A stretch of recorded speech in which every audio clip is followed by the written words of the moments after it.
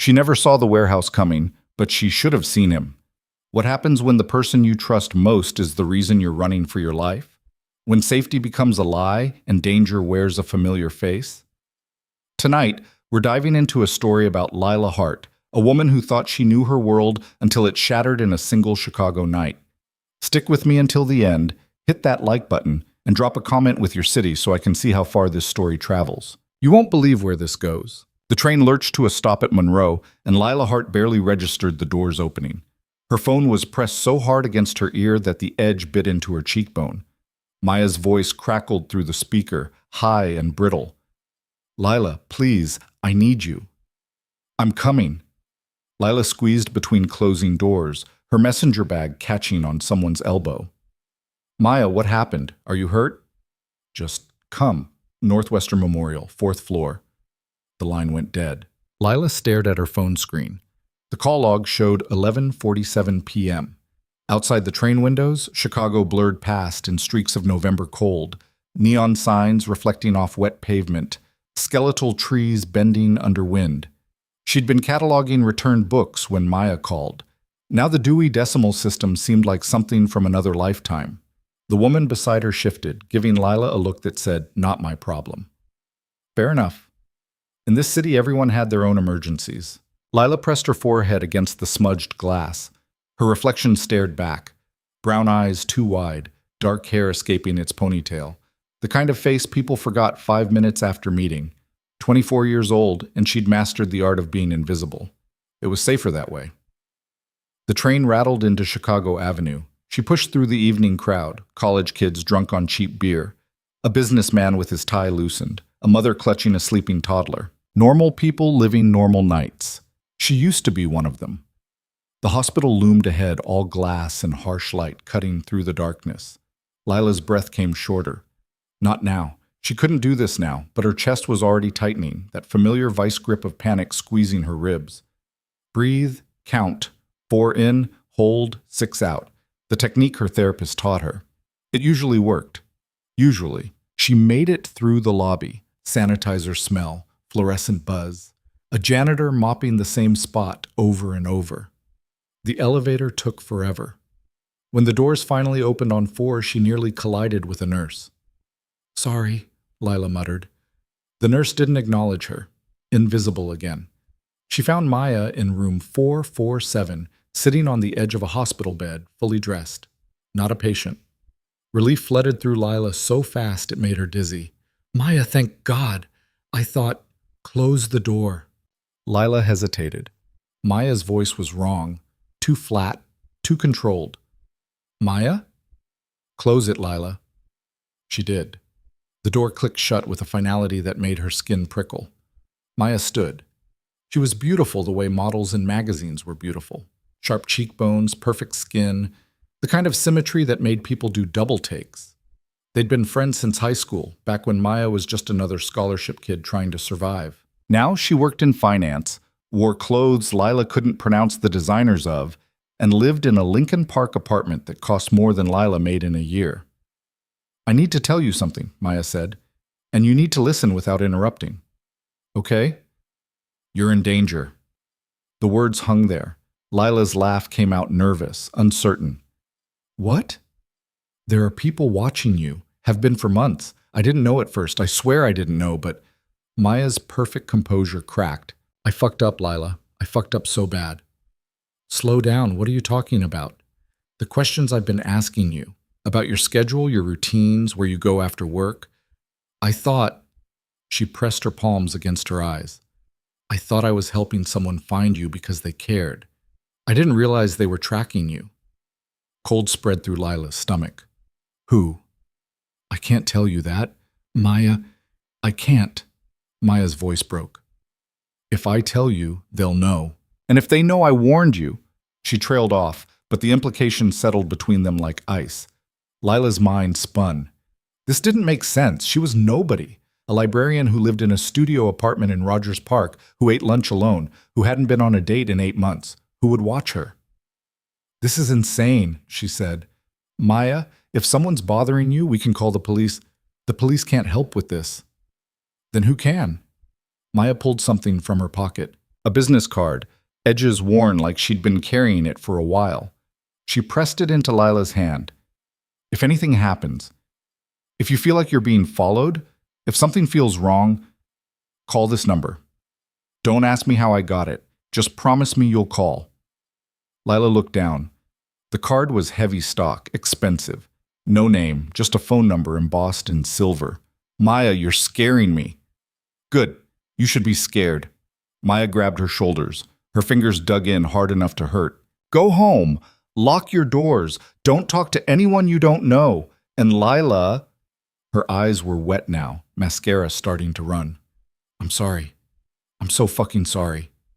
She left before Lila could respond. Just walked out of the room, heels clicking down the hallway, disappearing around the corner. Lila stood there holding the card. Her hands were shaking. The panic attack hit her in the elevator. It started as pressure in her chest, then spread. Fingers tingling, vision tunneling, heart hammering so hard she thought it might crack her ribs. The elevator walls pressed closer. The lights were too bright. She couldn't breathe, couldn't think, couldn't... 4 in, hold, 6 out. It didn't work. 4 in, hold, 6 out. Her knees buckled. She slid down the wall, gasping, the card clutched in her fist. The elevator dinged. Lobby. Doors opened. A man stepped in. She registered shoes first, expensive leather, polished to a mirror shine. Then slacks, a dark coat. He hit a button, and the doors closed again. You all right? His voice was low, controlled. Concern without panic. The kind of voice that expected to be listened to. Lila couldn't answer. Black spots danced across her vision. She felt him crouch beside her, felt his hand, steady, warm, on her shoulder. Look at me. She did. The face that came into focus was sharp angles and controlled intensity. Dark eyes that missed nothing. Maybe 30, maybe older. The kind of handsome that felt dangerous. You're having a panic attack, he said. It feels like you're dying, but you're not. Can you breathe with me? He demonstrated, slow, deliberate breaths. She tried to match him, failed, tried again. That's it, he said. Again. Gradually the vice grip loosened, the spots faded. She became aware that she was sitting on an elevator floor with a complete stranger's hand on her shoulder, and she jerked back. I'm fine.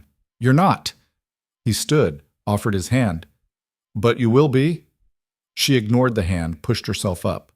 Her legs felt like water. Thank you, she managed. I'm okay now. The elevator dinged again, 2nd floor. He stepped out, then turned back. Lila Hart. Her blood turned to ice. How do you know my name? You should go home. Lock your doors. He paused. And keep that card close. The doors closed on his face.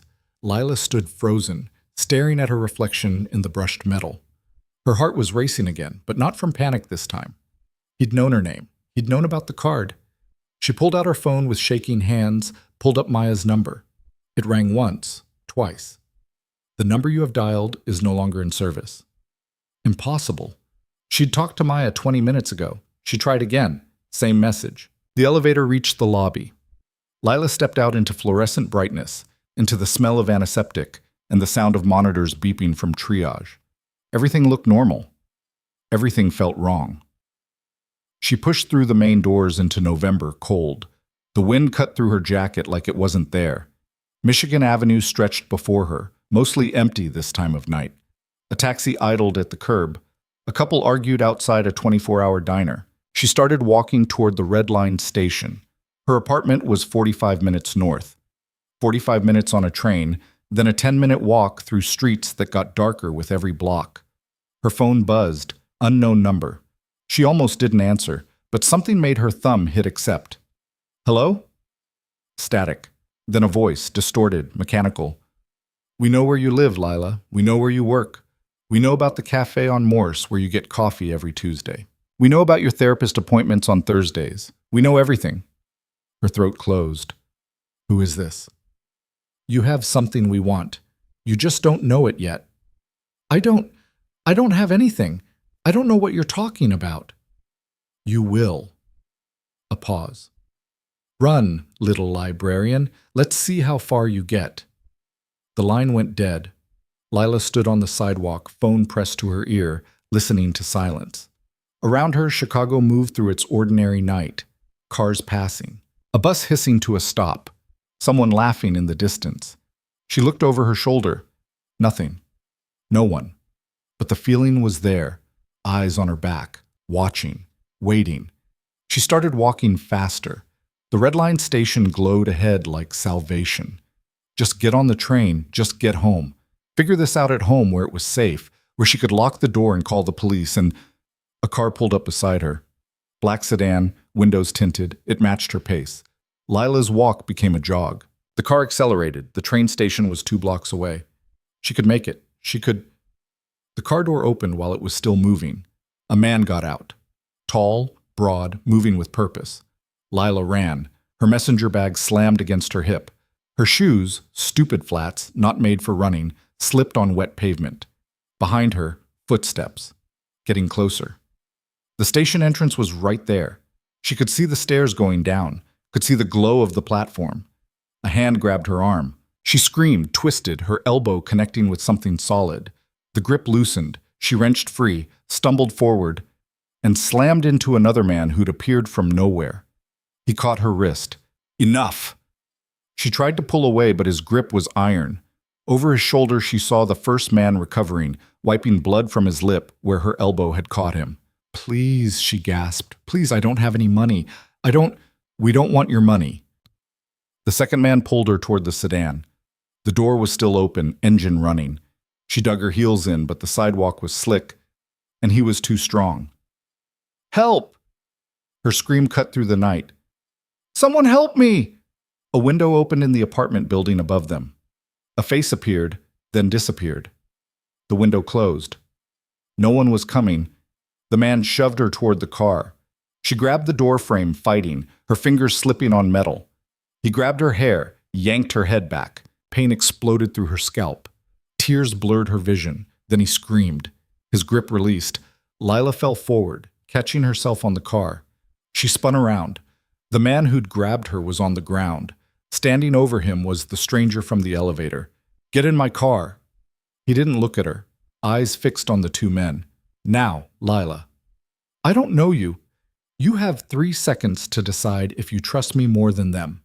The first man was pulling something from his jacket. The motion was familiar, practiced. Lila had seen enough movies to know what came next. She ran, not toward the stranger's car, toward the station. Down the stairs, fumbling for her transit card, her hands shaking so hard she dropped it. She left it, jumped the turnstile, heard someone yell behind her. The platform was nearly empty. An old man sleeping on a bench. 2 teenagers making out against a pillar. The sign said the next train was 3 minutes away. She didn't have 3 minutes. Footsteps on the stairs. She looked back. One of the men from the sedan was coming, moving fast. Lila ran down the platform. There was an exit at the far end. She'd used it before. If she could just... The man was faster. His hand caught her shoulder, spun her around. She saw his face up close. Average features. Forgettable, except for the eyes. Cold. Professional. Make this easy, he said. She tried to scream. His hand clamped over her mouth. Then his head snapped back. The stranger from the elevator had him by the collar, pulling him away from Lila with one hand. With the other, he did something. Lila didn't see what. It was too fast, and the professional killer crumpled. Come on. The stranger grabbed her hand. We're leaving. The train is too slow. He pulled her back up the stairs, moving so fast she nearly fell. Her lungs burned. The night air hit her face like a slap. A car was waiting at the curb. Not a sedan. Something sleek and low and expensive. The stranger opened the passenger door, practically shoved her in. Seatbelt. She fumbled with it. He slid into the driver's seat, and the engine came alive with a purr that spoke of money and power. They pulled away from the curb just as the first man from the sedan emerged from the station. The stranger accelerated smoothly, merging into late-night traffic like they had all the time in the world. Lila's whole body was shaking. She pressed her hands against her thighs, trying to make it stop, but the tremors went bone deep. Who are you? Her voice came out broken. Someone who keeps promises. That's not an answer. It's the only one you're getting right now. He took a turn without signaling, eyes checking the mirrors constantly. Are you hurt? No, I don't know. Who were those people? The ones who've been watching you for the past 6 months. The bottom dropped out of her stomach. 6 months. Give or take. That's impossible. I would have noticed. I would have. You wouldn't have. He said it with certainty. They're professionals. Paid well to be invisible until they're not. Lila's hands were still shaking. She balled them into fists. Where are you taking me? Somewhere safe. I want to go home. Your home isn't safe. They know where you live, Lila. That wasn't a bluff on the phone. The phone call. The mechanical voice. Run, little librarian. How do you know about that? I know everything about you. He glanced at her just for a second. What you eat for breakfast. Where you hide your spare key. How long it takes you to fall asleep. The nightmares you have about your mother. Horror washed over her in waves. You're one of them. No. Then what are you? The reason you're still breathing. He took another turn. They were heading north, away from downtown. The buildings got shorter, the streets darker. Lila didn't recognize this neighborhood. She reached for the door handle. Wouldn't recommend it, he said calmly. We're doing 60. Let me out. Can't do that. I'll scream. Go ahead. These windows are soundproof. She tried the handle anyway. Locked. Of course it was locked. The panic was coming back, black edges creeping into her vision. She couldn't breathe in this car, couldn't think, couldn't... Lila, his voice cut through the spiral. Look at me. She didn't want to, but she did. I'm not going to hurt you, he said. I'm trying to keep you alive. There's a difference. Why should I believe you? Because if I wanted you dead, you'd be dead. I've had 100 opportunities. He returned his attention to the road. I saved your life tonight. That counts for something. You could have called the police. The police can't help you. Maya said the same thing. His jaw tightened. Just a fraction, but she saw it. You know her, Lila said. You know Maya. I know what she did. What does that mean? He didn't answer. They drove in silence for several minutes. The city gave way to industrial spaces, warehouses, distribution centers, places that looked abandoned in the dark. Lila's heart hammered. This was it. This was where horror movies happened. The car pulled into a gated driveway. The gate opened automatically. They drove through. Lila expected a warehouse, a basement, something out of a nightmare. What she got was a house. Not just a house, an estate. Even in the dark, she could see it was massive, modern architecture, all glass and clean lines, perched on what looked like several acres of manicured grounds. Where are we? Lake Forest. Rich people territory, the kind of place Lila had only seen in magazines. He parked in front of the main entrance. The car doors unlocked with a soft click. Come on. I'm not going in there. He sighed. Actually sighed, like she was being unreasonable. Lila, you have two choices. You can come inside where it's warm and safe, or you can sit in this car all night. Either way, you're not leaving until we talk. About what? About why they want you. About what you are to them. He met her eyes. About your mother. Lila's breath caught. Don't you dare... She made me promise. His voice softened. Just barely, but enough. Before she died, she made me promise I'd keep you safe. And I have been, Lila. For 15 years, I have been. 15 years. She'd been 9 when her mother died. Breast cancer that spread faster than anyone expected. There'd been no money for experimental treatments, no miracle cure, just hospice and morphine, and her mother's hand growing lighter in hers until one day it was just gone. You're lying. I wish I was. He opened his door. Please, just come inside. Hear me out. If you want to leave after that, I'll drive you wherever you want to go. She didn't believe him, couldn't believe him, but she was cold and scared and so tired of being afraid. She got out of the car. The front door opened before they reached it. A woman stood in the entrance, 50-something, gray hair pulled back, wearing slacks and a sweater like it was the middle of the day instead of past midnight. Mr. Voss, you're late. Had to make a detour. He gestured to Lila. This is her. The woman's expression softened. Ms. Hart, we've been expecting you. I'm Margaret. Please come in. The entry hall was the size of Lila's entire apartment. Marble floors, a staircase that curved upward like something from a movie. art on the walls that probably cost more than she'd make in her lifetime. "I'll make tea," Margaret said, already moving toward what Lila assumed was the kitchen. "Coffee," the man, Voss, Margaret had called him, corrected. "She doesn't drink tea." How did he know that? Margaret nodded and disappeared. Voss shrugged off his coat. Underneath, he wore a dark shirt that fit him like it was custom made. Probably was. This way, he led her through a hallway into a room that was clearly an office. Floor-to-ceiling bookshelves, a desk that looked like it had been carved from a single piece of wood, leather chairs positioned in front of a fireplace that wasn't lit. "Sit." Lila remained standing. "I want answers." "And you'll get them. Sit down, Lila." "Stop saying my name like you know me." "I do know you." He moved to a cabinet, poured something amber into a glass. "I know you reorganize your bookshelves when you're anxious. I know you mouth the words when you read. I know you still sleep with a nightlight because the dark reminds you of the hospital room where your mother—" "Stop!" Her voice broke. "Just stop." He did. Drank whatever was in the glass. Watched her with those dark eyes that seemed to see through everything. "Your mother's name was Caroline Hart," he said finally. "Born in Iowa. Moved to Chicago at 18. Worked as a nurse. Never married, but she had you. And she loved you more than anything in this world." Tears burned behind Lila's eyes. She blinked them back. "She also had a secret," Voss continued. "Something she never told you because she hoped it would die with her. That you could live a normal life, be invisible, safe." What secret? She witnessed something she shouldn't have, something that powerful people would kill to keep quiet. He set down the glass. And because she witnessed it, because she refused to forget, she became a target. I was assigned to protect her. I failed.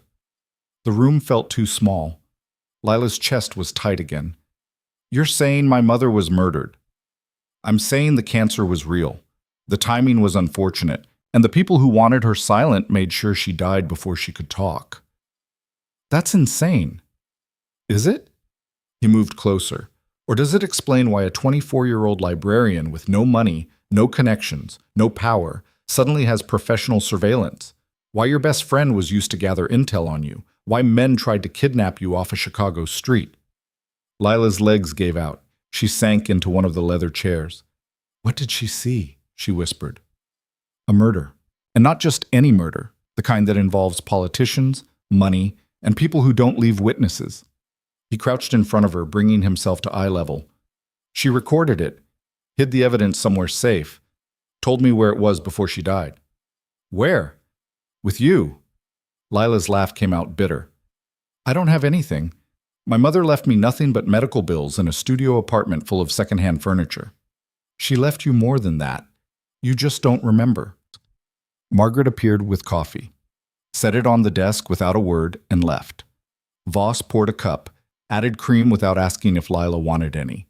She did, but that wasn't the point. He handed it to her. "Drink. You need it." She took the cup because her hands needed something to hold. The coffee was perfect. She hated that. "I've spent 15 years keeping my promise to your mother," Voss said. "Watching from a distance. Making sure you stayed safe. Making sure they didn't realize what you had. What do I have? A memory. Of what? That's what we need to figure out." He sat in the chair across from her. "Your mother told me she hid the recording in the safest place she could think of. Somewhere no one would think to look. I assumed she meant a physical location, a safety deposit box, a storage unit. But I was wrong." Understanding crept in slowly, then all at once. "She hid it in my head." "Yes." "That's impossible. I was 9. I don't remember anything unusual from back then." "Memory is complicated, especially childhood memory." He leaned forward. "But trauma has a way of locking things away, and sometimes, with the right trigger, those locks open." Lila set down the coffee before she dropped it. Her hands were shaking again. "This is crazy. You're talking about brainwashing or hypnosis or... I'm talking about a mother who loved you enough to protect you the only way she knew how." His voice was gentle, devastatingly gentle. "And I'm talking about men who will torture you for information they think you have, who will use every person you love as leverage, Who will make you beg for death before they're done? The room spun. Lila gripped the arms of the chair. Why now? She managed. If they've been watching for 6 months, why come after me now? Because 6 months ago, someone accessed your mother's old medical records, triggered an alert in their system. They know something's changed. They're afraid you're starting to remember. But I'm not. I don't remember anything. Are you sure about that? She opened her mouth to say yes, but the words stuck. Because there had been dreams, strange, fragmented dreams that didn't make sense. A woman's voice, a hotel room, the smell of chlorine and copper. She'd mentioned them to her therapist, who'd said they were probably just anxiety manifesting. The dreams, she whispered. Voss nodded. They're breaking through. Your mind is trying to tell you something. I don't want to know. I understand, but wanting and surviving aren't the same thing. He stood. You can stay here tonight. Margaret prepared a room. In the morning, we'll figure out next steps. I'm not staying here. Where else will you go? Your apartment's been compromised. Maya's disappeared. He saw her expression. Yes, disappeared. Her phone's off. Her apartment's empty. They got to her after she warned you. Horror crashed over Lila. Is she? I don't know. I hope not. But I can't protect her and you at the same time. He moved toward the door. I chose you because that's what I promised your mother. I didn't ask for this. No one does. He paused in the doorway. Margaret will show you to your room. There are clothes in the closet that should fit. Bathroom's stocked. If you need anything, there's a phone by the bed. Don't call anyone. Don't text anyone. Don't let anyone know you're here. What about the people I work with? They'll expect me tomorrow. I'll handle it. How? You don't want to know that either. He left. Lila sat alone in the office, holding a cup of coffee she didn't want, in a house that felt like a prison, with questions multiplying faster than answers. Her phone was in her bag. She pulled it out. 11 missed calls, all from numbers she didn't recognize. 23 texts from unknown contacts. She opened the most recent one. You can't hide forever. Her hands were shaking so badly she almost dropped the phone. There was a photo attached. It took her a moment to understand what she was looking at. Then her stomach turned over. It was her, asleep in her apartment, taken from inside, taken from the foot of her bed. Someone had been in her room while she slept. The phone slipped from her fingers. It hit the floor, but she didn't pick it up. Couldn't pick it up. Margaret appeared in the doorway. Ms. Hart, are you ready to see your room? Lila looked up at her.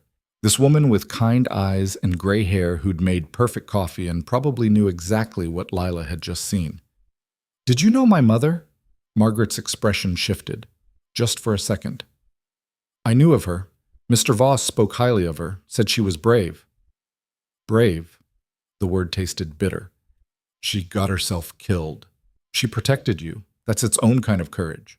Margaret offered her hand. Come. You need rest. Lila let herself be led. Let herself follow this stranger through a strange house full of expensive things and dark corners. Let herself be shown to a bedroom that was bigger than her entire apartment, with windows overlooking grounds she couldn't see in the dark. There's a lock on the door, Margaret said, and Mr. Voss's room is right next door. You're safe here, Ms. Hart. I promise. After Margaret left, Lila did lock the door. Then she checked the windows.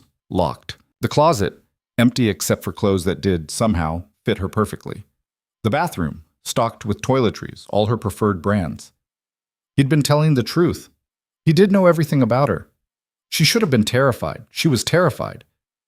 But underneath the terror was something else, something that felt almost like relief.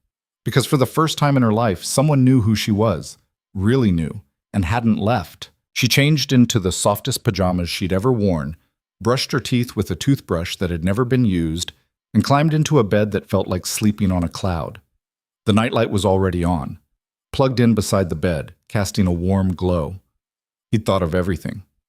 Lila closed her eyes, waited for sleep that wouldn't come. Instead, she lay there listening to the unfamiliar sounds of an unfamiliar house, holding on to the business card Maya had given her, wondering if her best friend was still alive, wondering if she'd ever feel safe again, wondering what her mother had hidden inside her head and what it would cost to get it out.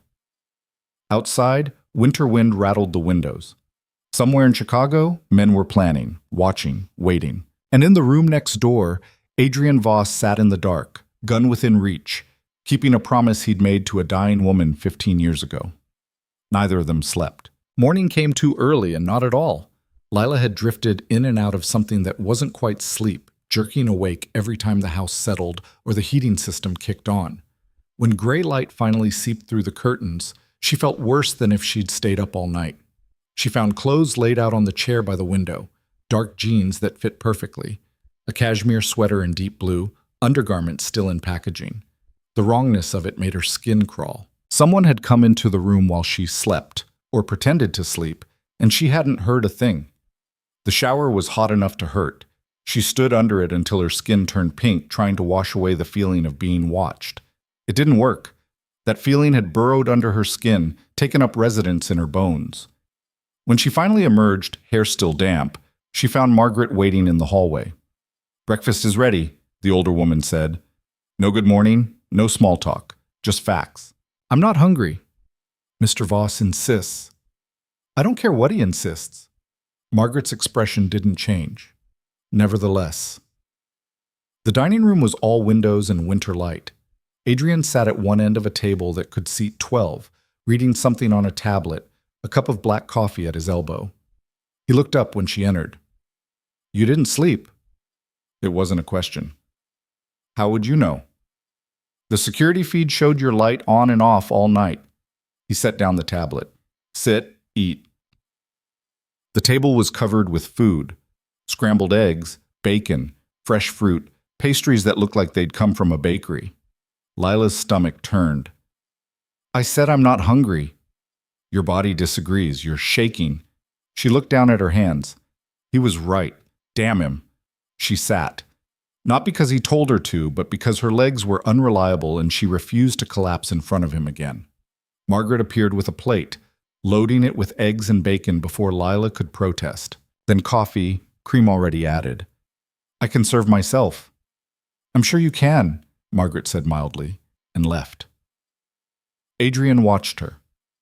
Lila ignored him, focusing on the eggs. They were perfect. She hated that too. "We need to talk about what happens next," he said. "What happens next is you take me home." "No." "You said if I stayed and listened, you'd take me wherever I wanted to go." "I lied." The fork slipped from her hand, clattering against the plate. "Excuse me?" "You're not leaving. Not until we figure out what your mother hid and how to access it." He drank his coffee like they were discussing the weather. "After that, we'll see. You can't keep me here." "I can. I am." Lila stood so fast her chair scraped back. "This is kidnapping. This is survival." His voice remained level, infuriatingly level. "Those men last night, that was their polite attempt. Next time, they won't try to grab you off the street. They'll take everyone you care about, your coworkers, your neighbors, that barista who knows your order, and they'll hurt them until you cooperate. Is that what you want?" "Of course not." "Then sit down and eat your breakfast." She wanted to throw the plate at his head, wanted to scream, to break something, to make him feel even a fraction of the chaos tearing through her. Instead, she sat, because he was right and she hated it. "How long?" she asked quietly. "As long as it takes." "That's not an answer." "It's the only one I have." They ate in silence. Lila forced down eggs that tasted like ash. Adrian scrolled through his tablet, occasionally frowning at whatever he read. "What are you looking at?" she finally asked. "Reports, security feeds, financial records." "Whose?" "Yours? Your friends? Anyone who's been in contact with you in the past year." The violation of it stole her breath. "You have no right." "I have every right. Your mother gave it to me." He turned the tablet so she could see. "This is Maya's bank account. Notice anything interesting?" Lila looked, rows of numbers that meant nothing to her. "I don't—" 3 deposits over the last 6 months, $5,000 each, came from a shell company registered in Delaware. He zoomed in. "She was being paid to watch you." The eggs threatened to come back up. "No, Maya wouldn't." She did. Whether she knew what she was really doing is debatable, but she took the money. He pulled the tablet back. "I'm sorry." Don't you dare apologize like you care." "I do care." Your pain makes this harder. He stood. Finish eating. We have work to do. What kind of work? The kind that might keep you alive. He left her there. Lila stared at the eggs congealing on her plate, at the coffee going cold, at the fruit she'd never touch.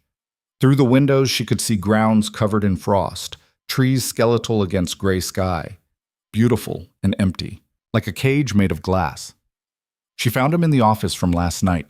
He'd changed clothes, dark slacks, white shirt with the sleeves rolled up. Working uniform. On the desk was a laptop, several phones, and a file folder thick with papers. Close the door, he said without looking up. She did. What is this? Everything I know about what your mother witnessed. He gestured to a chair. Sit. This will take a while. Lila sat. He slid the folder across to her. 15 years ago, your mother worked night shifts at a hotel, the Grandview on North Michigan. She was picking up extra hours to pay for daycare. On the night of March 17th, she witnessed a murder in room 1423. Lila opened the folder. The first page was a police report. Suicide, it said. No foul play suspected. The official story, Adrian continued, is that Richard Brennan, a lobbyist with connections to half of Springfield, killed himself. Gunshot to the head. Left a note. Case closed. But your mother saw two men leave that room minutes before the shot was fired. Saw them get into an elevator laughing. She reported it to hotel security. Security told her to forget it. She didn't. Lila turned pages. Crime scene photos. The hotel room looked ordinary except for the body slumped in the chair and the blood painting the wall behind him. She started asking questions, Adrian said, made calls, eventually caught the attention of someone who took her seriously, a detective named Marcus Chen. He looked into it, found inconsistencies, the angle of the bullet, powder residue in the wrong places. 2 weeks into his investigation, he died in a car accident. Let me guess. Not really an accident. Brake line cut. Very professional. Adrian's jaw tightened. Your mother knew then what she was dealing with, but she'd already made copies of everything Chen had gathered, added her own notes. Security footage she had smuggled out of the hotel, and she recorded a video statement detailing everything she saw. Why not go to the police? Because the men she saw in that hallway included the deputy mayor and a state senator. He met her eyes. The police couldn't be trusted. The FBI couldn't be trusted. She was alone with information that could destroy powerful people. So she hid it. Lila's hands were shaking again. She set down the folder before she dropped it. And then what? She just went on with her life? For a while, she thought, hoped, they'd given up, that enough time had passed. Then she got sick. His voice went soft. The cancer was real, Lila. I checked, but the timeline was suspicious. She went from healthy to terminal in 6 months. That can happen naturally, but you don't think it did. I think she was poisoned, something slow-acting, undetectable. By the time symptoms showed, it was too late. The room spun. Lila gripped the arms of the chair. She knew, Adrian continued. Near the end, she knew what they'd done. That's when she called me. We'd worked together briefly when she first started asking questions. I was younger then, stupider, thought I could protect her through official channels. After Chen died, I went private, started my own security firm. When she called, I came. And she told you about me. She told me everything. He pulled out another folder. This one had Lila's name on it. She made me promise I'd watch over you, keep you safe, make sure they never found out what she'd hidden. Lila opened the folder. Inside were photos. Her at 9, gap-toothed and smiling. At 13, awkward and angry. At 17, graduation cap askew. At 23, leaving the library where she worked, every year of her life, documented, cataloged.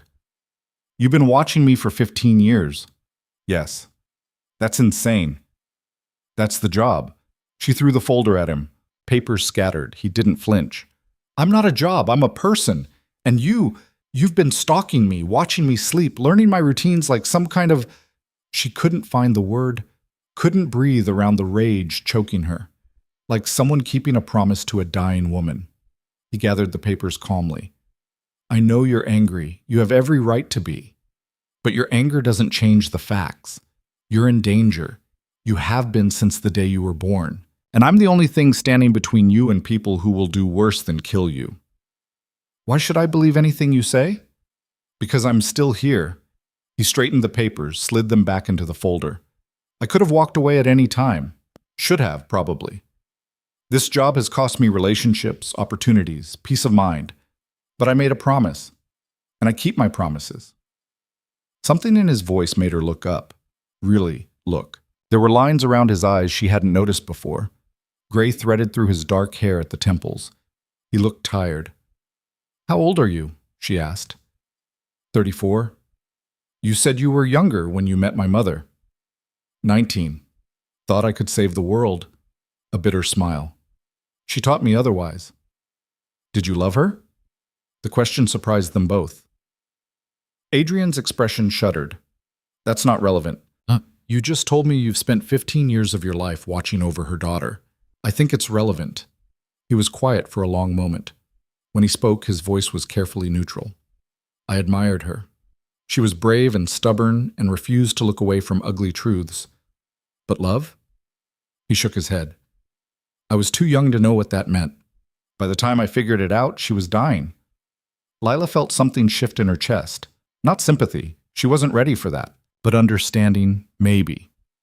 The beginning of it. I need air, she said. The grounds are secure. Margaret can show you. Alone. I need to be alone. He studied her, then nodded. Don't go past the tree line. Security gets twitchy. She left before he could change his mind. Found her way back through the house, so many rooms, all pristine and empty, until she reached a door that opened onto a stone terrace. The cold hit her like a wall. She hadn't grabbed a coat, but she didn't care. She needed to feel something other than trapped. The grounds stretched out before her. Frost-covered lawn, bare trees, a stone path leading to what looked like a gazebo in the distance. Everything was gray and white and skeletal. Dead or sleeping, hard to tell the difference. She walked. Past dormant flower beds and a fountain drained for winter. Her breath came out in clouds. Her fingers went numb. She kept walking. The gazebo had a bench. She sat pulling her knees to her chest, trying to make herself small. The sweater wasn't warm enough. She shivered and didn't move. This was her life now, this cage, this fear, this man who'd watched her grow up from a distance, cataloging her life like she was a specimen under glass. Her mother had done this, with good intentions probably, to protect her. But the result was the same. Lila's whole life had been a lie. Every moment of supposed normalcy had been manufactured, monitored. She'd thought she was invisible. Turned out she'd been the most visible person in any room. You'll freeze out here. She didn't turn. Adrian's voice came from behind her. Good. Dramatic, but impractical. He came around the gazebo holding a coat, her coat, the one from her apartment. Arms up. I don't care what you want. You're already shaking. He draped it around her shoulders. Dying of hypothermia doesn't solve anything. The coat smelled like her apartment, like the life she'd had yesterday, like freedom. She pulled it tighter. Adrian sat beside her, not too close, but close enough that she could feel his warmth. They sat in silence for a while. Around them, winter held everything still. I know you hate me, he said finally. I don't know you well enough to hate you. Fair point. More silence. A bird called somewhere, lonely and distant. My mother, Lila said quietly. At the end. Was she scared? Yes. The honesty hurt worse than a lie would have. But not for herself, Adrian continued. For you. She was terrified of what would happen after she was gone, whether I could actually keep you safe, whether hiding the evidence in your memories would work or just condemn you to a different kind of death. How did she do it? Hide something in my head? I don't know the specifics. She wouldn't tell me. Said it was safer if only she knew. He paused. But I think it was during those last weeks, when you were at the hospital with her every day. She had time alone with you, time to talk, to share stories, to plant something in the landscape of your memory. Lila tried to remember, but those weeks were a blur of beeping machines and antiseptic smell, and watching her mother disappear by degrees, she'd blocked most of it out. I can't remember. Not yet, but you're starting to. The dreams you mentioned, Those are cracks in the wall she built. What if I don't want to remember? Then they'll keep coming for you until they break you. And trust me, Lila, they're very good at breaking people. She looked at him, really looked. You sound like you know from experience. His jaw tightened. Everyone breaks eventually. It's just a matter of how long you hold out and what's left when you're done. Have you broken? Once. He said it flatly. Learned from it. Made sure it wouldn't happen again. How? By becoming something harder to break. She wanted to ask what that meant, what it cost. But the look in his eyes stopped her. Some doors were meant to stay closed. I'm freezing, she said instead. Come on, Margaret made soup. They walked back to the house together, not touching, but side by side. The frost crunched under their feet. Inside, warmth hit her like a drug. Her cheeks burned as circulation returned. Margaret appeared with towels, tisking over Lila's wet hair and red hands. Foolish, she muttered. You'll catch your death. Wouldn't be the worst thing, Lila said. Margaret's expression sharpened. Yes, it would. Lunch was soup, thick, rich, probably homemade. Lila ate because her body demanded it. Adrian worked on his laptop, occasionally frowning at the screen. What? She asked finally. Maya's apartment is being cleaned out. Lila set down her spoon. What does that mean? It means someone's erasing evidence. Professionally. He turned the laptop so she could see. Security footage showed men in coveralls carrying boxes out of a familiar building. They're making it look like she moved. Forwarding address in Portland. Very thorough. Is she alive? I don't know. Can you find out? I'm trying. He pulled the laptop back. I have people checking hospitals, morgues, transit records. But if they wanted her to disappear, then she disappeared. Yes. Lila pushed away her bowl. Suddenly couldn't stomach anymore. This is my fault. If I hadn't... Don't. Adrian's voice was sharp. Maya made her choices. You're not responsible for other people's decisions. She was my friend. She was paid to spy on you. That changes things. Does it? Or does it just make it easier for you to write her off? He closed the laptop. I don't have the luxury of sentiment. Neither do you. Not anymore. So what? I'm just supposed to stop caring. I'm saying you need to prioritize survival over grief. Grief is for after. He stood. Come on, we have work to do. What kind of work? Memory work. The room he took her to was smaller than the others. No windows, comfortable chairs, a couch, soft lighting. It looked like a therapist's office. What is this? A safe space for you to remember. He gestured to the couch. Sit. I'm not doing hypnosis or whatever. No hypnosis. Just talking. Remembering. He sat in one of the chairs. Your mother had to hide the information somewhere you'd access naturally, but not consciously. Probably tied it to a memory or series of memories that feel normal, but contain embedded information. That sounds like science fiction. It's psychology. Memory is malleable. She knew that. Used it. He pulled out a notebook. I'm going to ask you questions about those last weeks with her. You answer. Don't overthink it. Just say whatever comes to mind. Lila sat reluctantly. This won't work. Maybe not. But we're trying anyway. He clicked a pen. When you visited her in the hospice, what did you talk about? I don't know. Normal things, school, my friends. What else? She'd tell me stories about when she was young, about my grandparents, her parents. I never knew them. About places she wanted to visit but never did. What places? I don't remember. Try. Lila closed her eyes. Tried to go back 15 years. To that room that smelled like death pretending to be sleep. To her mother's voice getting weaker every day. Paris, she said slowly. She wanted to see Paris. The museums. She loved art. What else? Rome. Greece. She had this book of photographs, classical architecture. She'd show me pictures and tell me about the history. Do you still have the book? No, Lila frowned. I don't know what happened to it. After she died, most of her things were donated. I kept some clothes, a few photos, but the book, describe it. Why does this matter? Describe it, Lila. She huffed.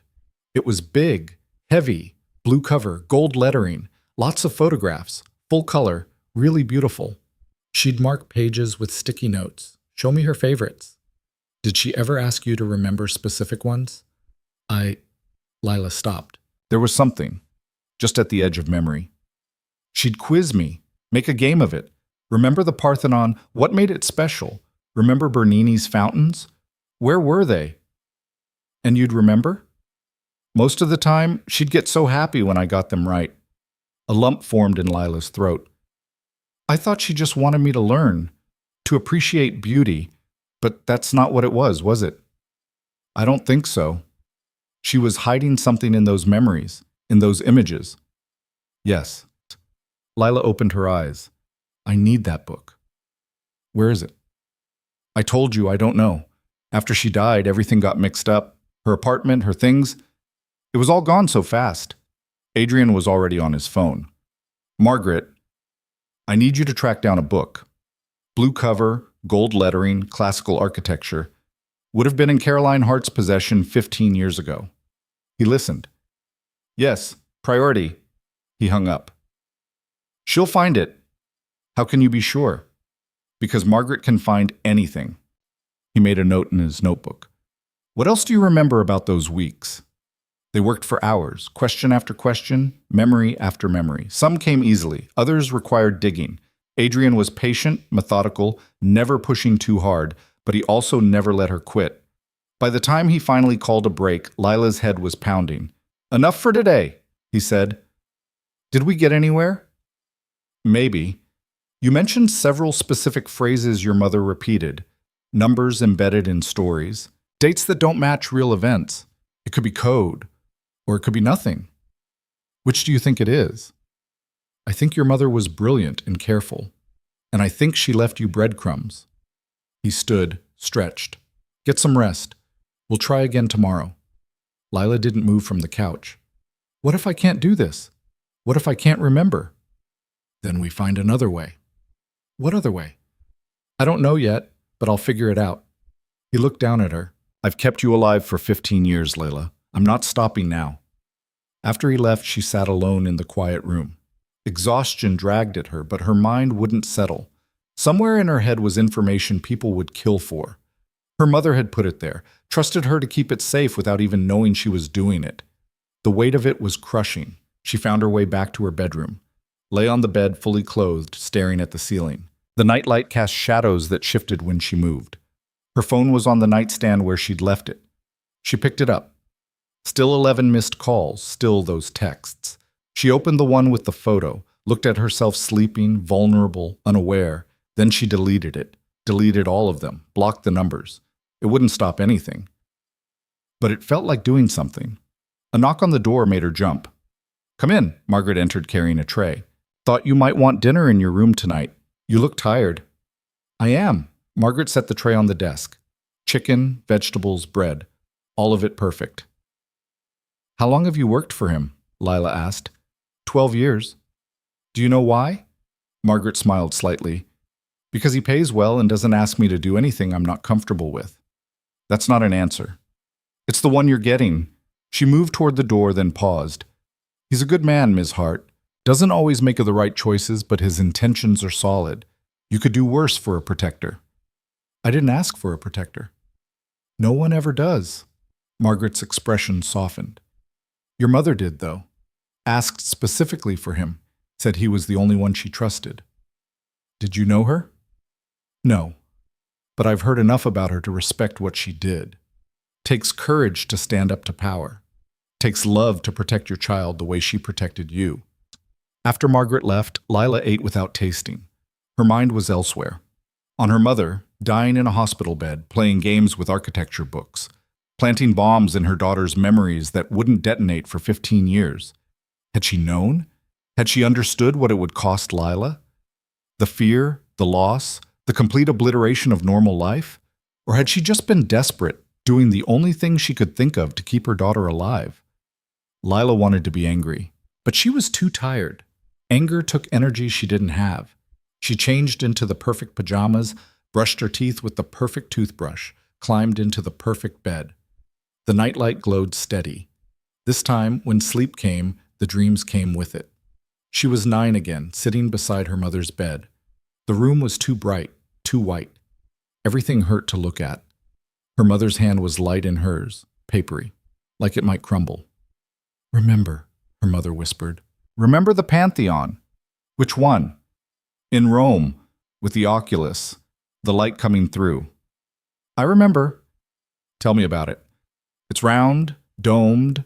The hole in the ceiling lets in rain and sun." "What else?" It's old, really old.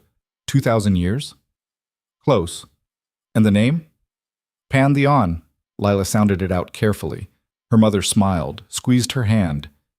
"Good girl. Now remember this number, 1423. "Like the hotel room?"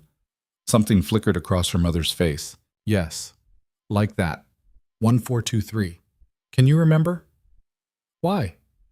"Because someday you might need it, and when you do, you'll know why." Her mother's grip tightened. "Promise me you'll remember. Promise me, baby." "I promise." Lila woke gasping. The dream clung to her, more memory than imagination. She could still feel her mother's hand, still hear her voice. 1423. The room number where Richard Brennan died. She scrambled out of bed, didn't bother with slippers or a robe, just ran down the hallway to the room Margaret had said was Adrian's. She pounded on the door. It opened immediately. Adrian stood there in sweatpants and nothing else, gun in one hand. He scanned the hallway, then focused on her. "What happened?" "I remembered something." He lowered the gun. "Come in." His room was larger than hers, dominated by a massive bed that looked barely slept in. Papers covered the desk. Multiple laptops. Screens showing security feeds. He pulled on a shirt. "What did you remember?" 1423. The hotel room number. My mother made me memorize it." Adrian went very still. "She what?" "She made it into a game. Told me to remember numbers, places, dates. I thought..." Lila's hands were shaking again. "I thought she was just keeping me busy, distracting me. But she was hiding things, building a code." "What else did she have you memorize?" "I don't know. I can't..." It was a dream, but it felt real. More real than a dream should feel. Adrian was already at his laptop. "Tell me everything, exactly as you remember it."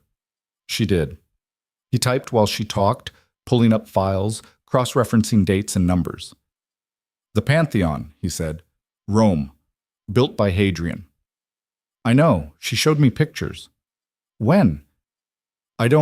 During one of the hospital visits. She had that book." Adrian pulled up an image on his laptop. The Pantheon. Exactly as Lila remembered. "Look at this." He zoomed in on the oculus, the hole in the ceiling. "See the diameter?" "No. 27.5 feet. If you convert that to other measurements..." He typed rapidly. "You get specific numbers, numbers that could be coordinates, or dates, or what? Or a safety deposit box number, account number, anything." He looked at her. "Your mother was an artist with this. She hid information in plain sight, made you memorize it without realizing. Brilliant and terrifying. So what do? We find that book, and we figure out what else she taught you." Adrian. She hadn't used his first name before. It felt strange. "I'm scared." "I know. What if I can't remember everything? What if I forget something important?" "Then we work with what you have." He closed the laptop. "You should sleep, real sleep, not panic in your room until dawn." "I can't go back there. So stay here." She looked at him. He looked back, expression neutral. "Not like that," he said. "The couch is comfortable. And if the dreams come back, I'm right here." She should have said no. Should have maintained some dignity, some boundaries. Instead, she said, "Okay." He gave her pillows and a blanket, made up the couch like he'd done it before. The whole time, he didn't touch her. Didn't even get close. "Try to sleep," he said. "We have a long day tomorrow." She lay down. The couch was comfortable. Through the doorway, she could see him return to his desk, pull up his screens. Working. Always working. "Adrian?" "Yeah?" "Thank you." He didn't answer, just kept typing, but she saw his shoulders relax. Just a fraction. Lila closed her eyes. This time, sleep came easier.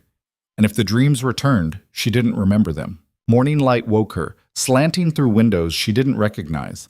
For a confused moment, Lila thought she was back in her apartment, then the expensive leather under her cheek registered and everything came flooding back.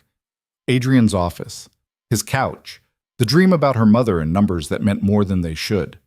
She sat up. Her neck was stiff, her mouth tasted like cotton, and Adrian was gone. The desk was empty, laptops closed, the security feeds dark. She checked her phone. 7:32. The door opened and Margaret appeared with coffee. "You're awake." "Good. Mr. Voss wants you downstairs in 20 minutes.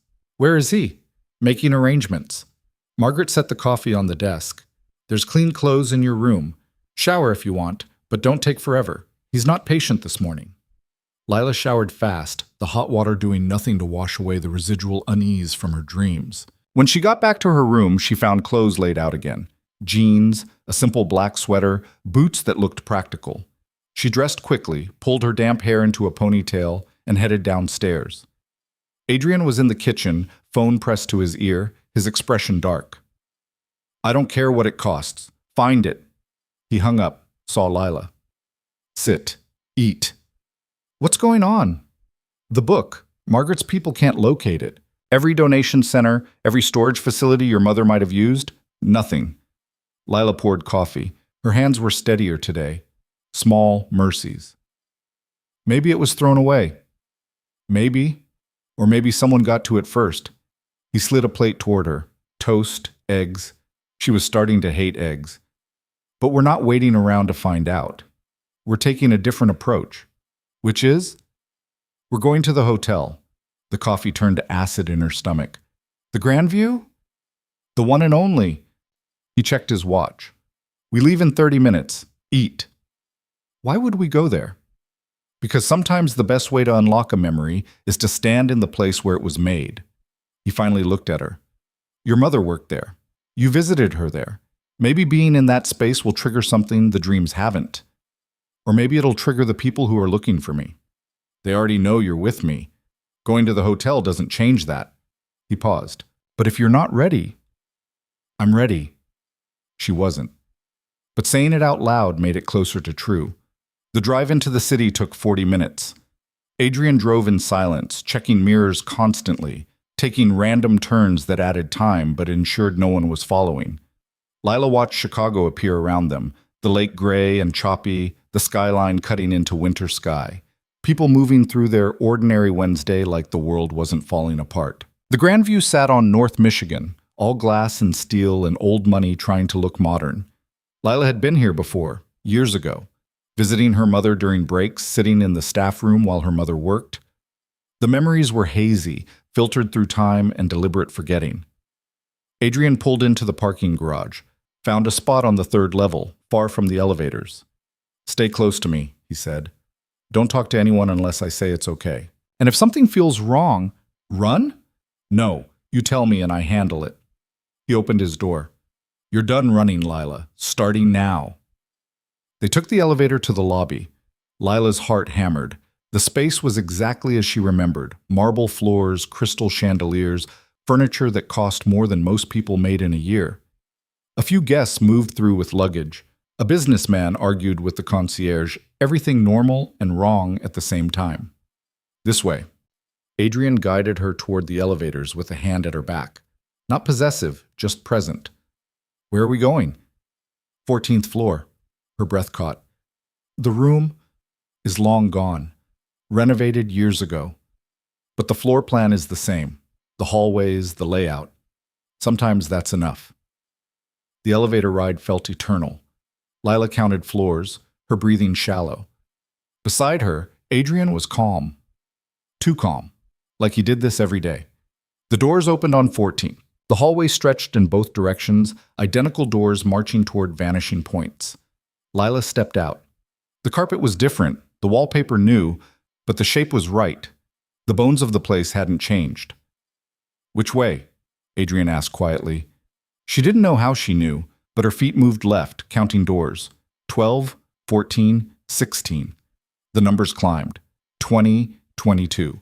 Room 1423 had a Do Not Disturb sign on the handle. Lila stopped. Her whole body had gone cold. "This is it. You're sure?" "I'm sure." Adrian knocked. No answer. He pulled something from his pocket, a key card that definitely wasn't his. "How did you—" "Don't ask questions you don't want answered." He swiped the card. The lock clicked green. The room was occupied. Suitcase on the bed, toiletries in the bathroom. Someone's life scattered across surfaces. Adrian closed the door behind them, locked it. "We have maybe 10 minutes before housekeeping or the guest comes back. Look around. Tell me if anything feels familiar." Lila moved through the space. It was just a hotel room. Nice, expensive, but generic. The window looked out over Michigan Avenue. The bathroom was all white tile and chrome. Nothing special, nothing that screamed murder. But something was pulling at her, a feeling, not quite memory. "The closet," she said. Adrian opened it, empty except for hangers and an iron. "What about it?" "I don't know, She stepped closer, looked inside. The space was small, barely big enough for a person, but there was a vent at the bottom. She crouched down. "My mother told me a story once about hiding, about making yourself invisible." "When?" "At the hospital, one of the last days." Lila touched the vent. It was screwed in tight. She said sometimes the best hiding place is somewhere no one thinks to look. Adrian was already pulling tools from his pocket. He had the vent off in seconds. Behind it was darkness. And something else. He reached in, pulled out a metal box. Small, maybe 6 inches square, sealed with a combination lock. Lila's hands started shaking. "That's not possible. How would she—" "She worked here for years, knew every inch of this place." Adrian turned the box over. "The question is, what's the combination? Try 1423. He did. The lock didn't budge. "The Pantheon," Lila said. "Try the diameter. 27.5. Needs 4 numbers. 2750? Click. The lock opened. Inside was a USB drive. Nothing else. Just a small flash drive wrapped in plastic, preserved like it had been waiting 15 years. Adrian pocketed it. "We need to leave. Now." They replaced the vent, made sure everything looked untouched, and slipped into the hallway. A cleaning cart was 3 doors down. They walked past it toward the elevators, moving at a normal pace. Not running, not suspicious. The elevator dinged. Doors opened. 2 men stepped out. One was the professional from the train station. His face showed recognition. "Go," Adrian said quietly.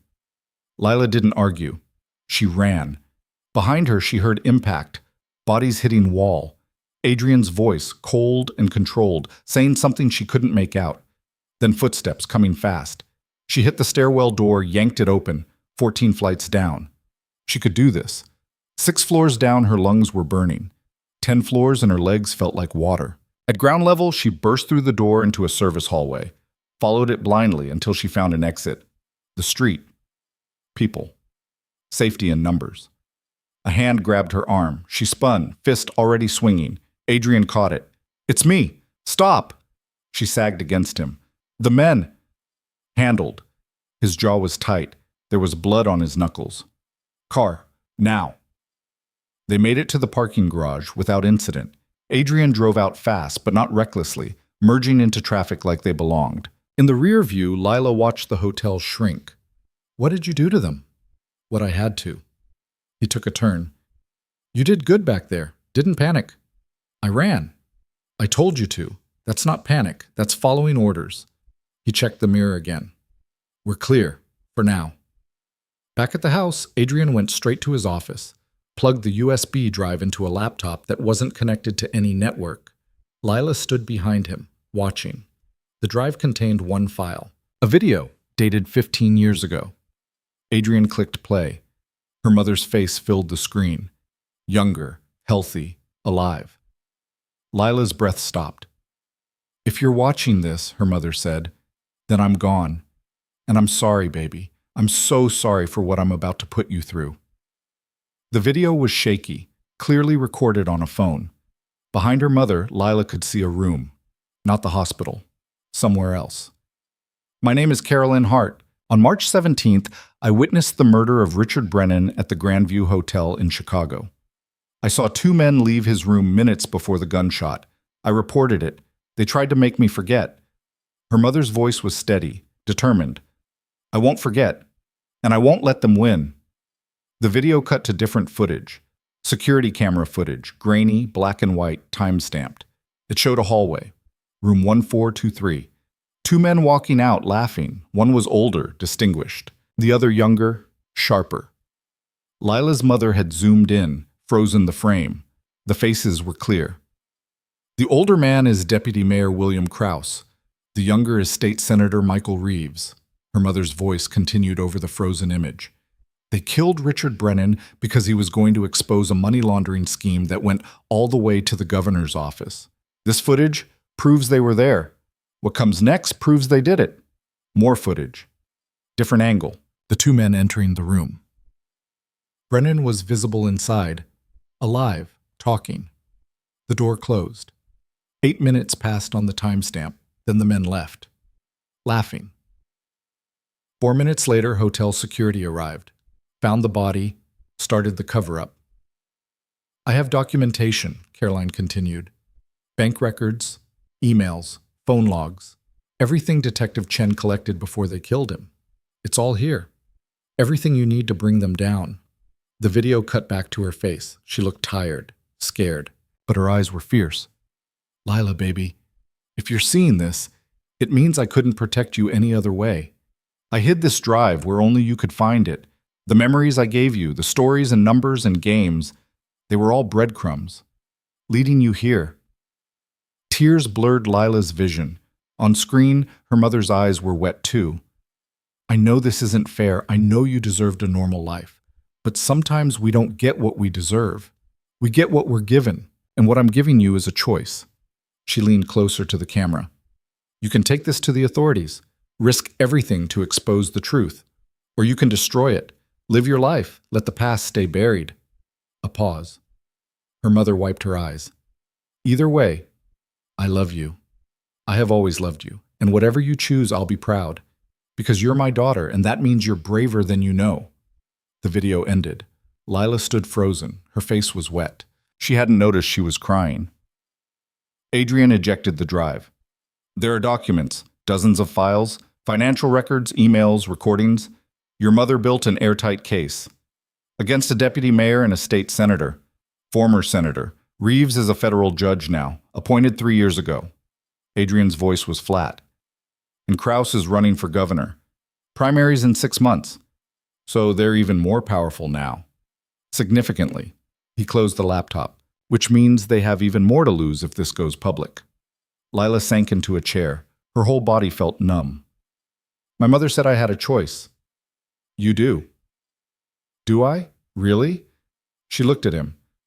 Because it seems like the only choices are get killed trying to expose them or get killed trying to hide. There's a third option. Which is? You give the drive to me. Let me handle it. And you disappear. New identity, new life. Somewhere they'll never find you. He said it without emotion. It's not perfect. But you'd be alive. And you? I do what I've always done. Keep my promises. Lila stood, walked to the window. Outside, the ground stretched empty and white, a cage made of safety. If I run, I'm running forever. Yes. And if I stay, then we fight.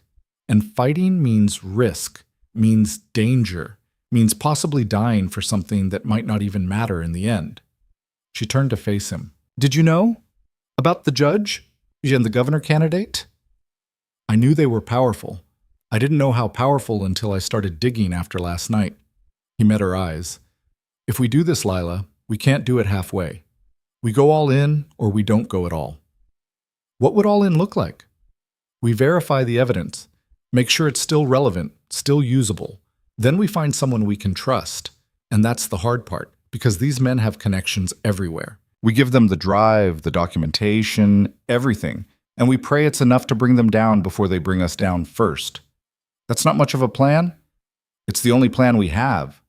Lila looked at the laptop, at the USB drive sitting beside it. 15 years of her mother's death condensed into a few gigabytes of data. I need time to think. You have until morning. After that, we move one way or another.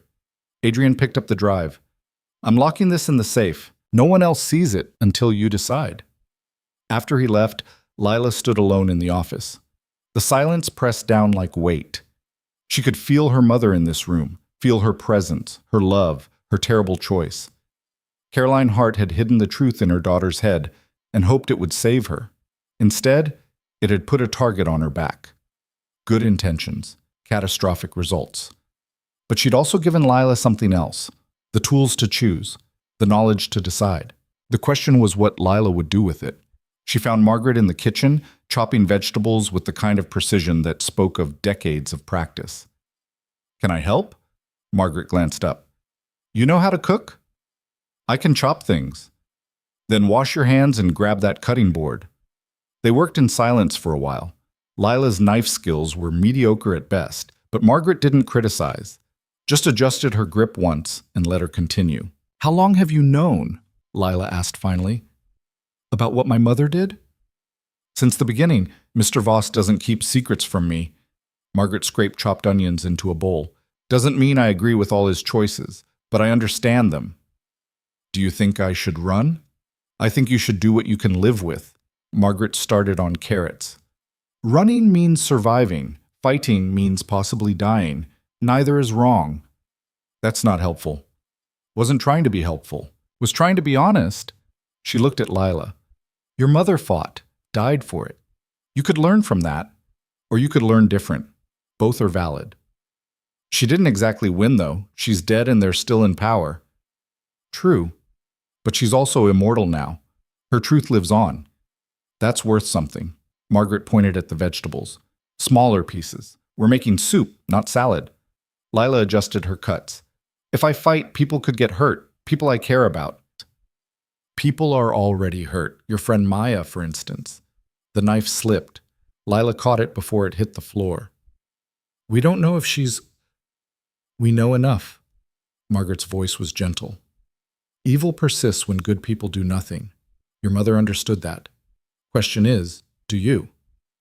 Dinner was quiet. Adrian worked through it, barely touching his food. Lila ate without tasting. The soup was probably good. Everything Margaret made was good. After, Lila went to her room, lay on the bed, stared at the ceiling. Her phone buzzed. She'd been ignoring it for days, but something made her look. Unknown number. Again. She almost deleted it, then opened it instead. A photo. Maya bound to a chair, duct tape over her mouth. Her face was bruised, one eye swollen shut, but she was alive. The text below read, You have 48 hours, the drive for your friend. Make your choice. Lila's hand shook so badly she dropped the phone. It clattered on the floor. She left it there. Ran to Adrian's office. Didn't knock, just burst through. He looked up from his laptop, saw her face. What happened? She thrust her phone at him. He read the message. His expression went cold. When did this come through? Just now. Adrian, they have her. They're going to kill her. Maybe. Or maybe this is staged, designed to force your hand. Does it matter? If there's even a chance she's alive, then we verify it's really her. That this isn't photoshopped or old footage. He was already typing. Send me that image. She did. Watched him pull it into some kind of software, enhancing, analyzing. It's recent, he said after a moment. Today's newspaper in the background. Location? He zoomed in on a reflection in the window behind Maya. Industrial area, warehouse district, probably south side. Can you find her? Maybe.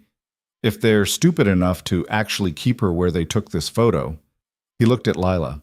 But even if I find her, getting her out is another problem.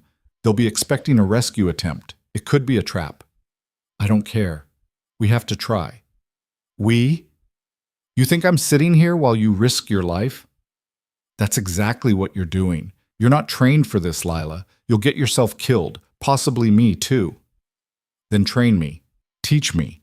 I have 48 hours. Adrian laughed. Actually laughed, bitter and sharp. You can't learn in 48 hours what takes years to master. Then teach me enough to not get killed. Teach me how to shoot, how to move. Something. She grabbed his arm. Please, I can't just sit here and do nothing. He looked at her hand on his arm, then at her face. Something shifted in his expression. If I do this, you follow every order. No questions, no hesitation. If I say run, you run. If I say shoot, you shoot. Understand? Yes. And if it comes down to you or her, I'm choosing you. That's not negotiable.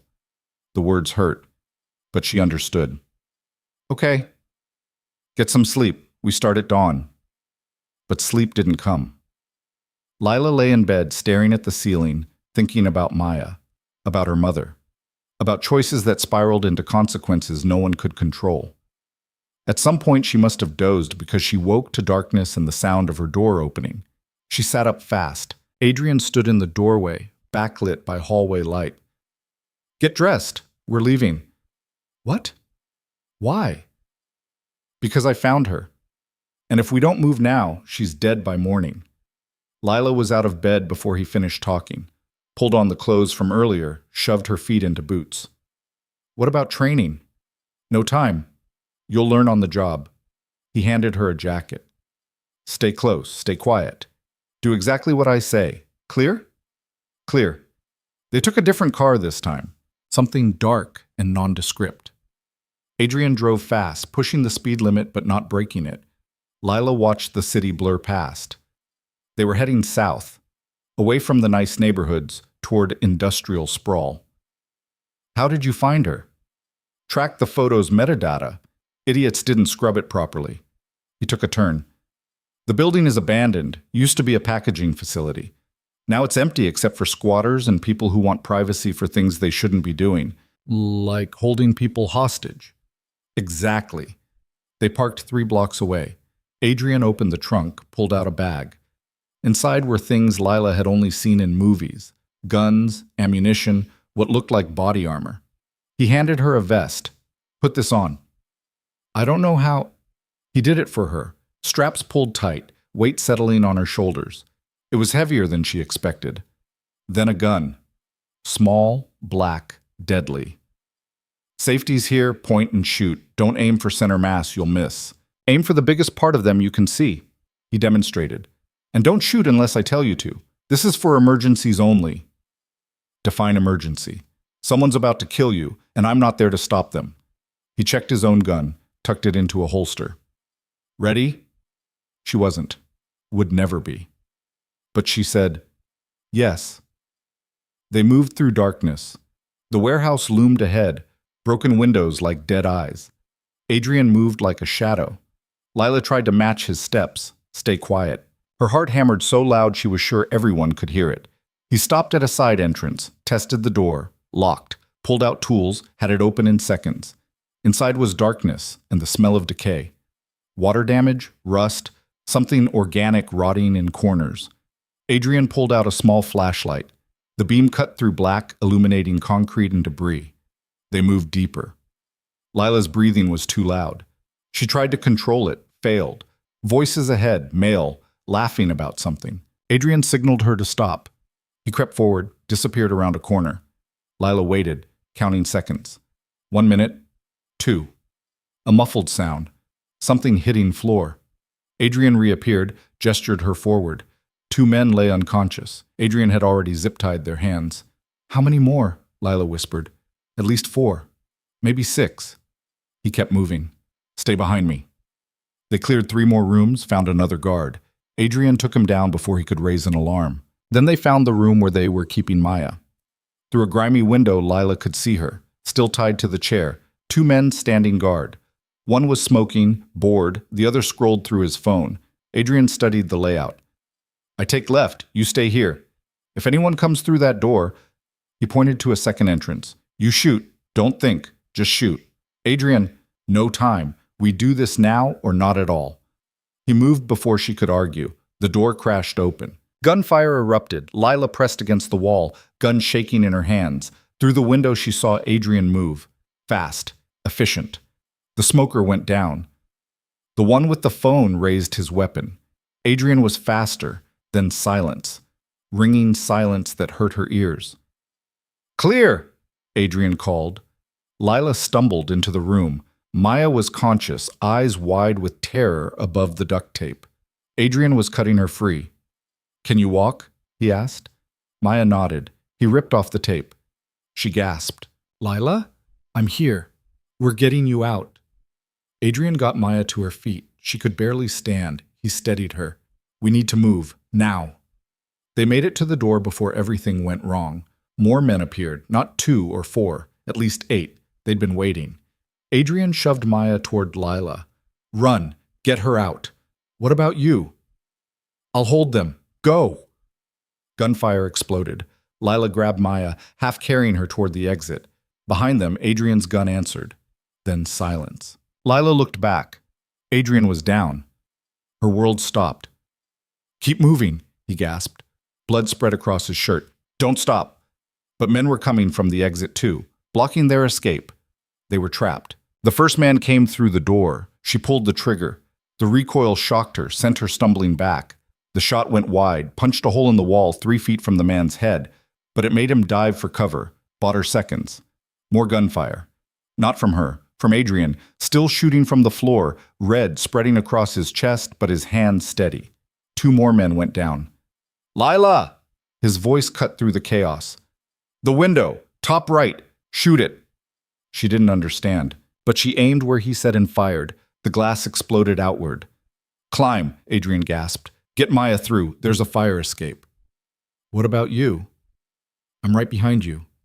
He was lying. She could hear it in his voice. But the men were regrouping, and Maya was barely conscious, and if Lila didn't move now, they'd all die anyway. She grabbed Maya, half-dragged, half-carried her to the wall beneath the broken window. The crates gave them a boost. Lila shoved Maya through first, heard her cry out as broken glass caught skin. Then Lila pulled herself up. The fire escape was rust and questionable welds. It groaned under their weight. Below, an alley stretched dark and empty. 3 stories down. Maybe survivable if they jumped. Maybe. Behind them, Adrian's gun went silent. Lila's heart stopped, then started again when she heard him curse, loud and angry. Still alive, still fighting. "Move," she told Maya, pushing her toward the ladder. Maya's hands were slick with blood, her own or someone else's, impossible to tell. She climbed like she was drunk, missing rungs, nearly falling twice. They were halfway down when the shooting started again. Bullets punched through the wall above them, raining brick dust. Lila looked up. A man leaned out the window, aiming. She fired without thinking. Missed. Fired again. The man jerked back. They hit the alley at a run. Maya stumbled, went down. Lila hauled her up. Her friend's face was gray, eyes unfocused. "Stay with me, just a little further." "I can't, Lila. I can't." "You can. You will." Lila got her arm around Maya's waist, took her weight. They lurched forward like a 3-legged race from hell. The alley opened onto a street. Empty this time of night. Nothing but closed businesses and streetlights painting everything orange. The car was 3 blocks north. Lila turned that direction. Behind them, the warehouse door crashed open. Lila looked back. 4 men, maybe 5. Hard to count in the dark. She pulled Maya into the doorway of a shuttered convenience store. Set her down. Maya slumped against the wall, breathing ragged. "Don't move. Don't make a sound." "Where are you going?" "To buy us time." Lila stepped back into the open, raised the gun with both hands like she'd seen in movies. The men were closer now, close enough to see faces. The professional from the train station was among them. He smiled when he saw her. "Out of bullets yet, sweetheart?" She had no idea. Adrian had loaded the gun. She didn't know how many shots she'd fired or how many remained. She pulled the trigger. The gun clicked empty. The professional's smile widened. "That's what I thought." He raised his own weapon.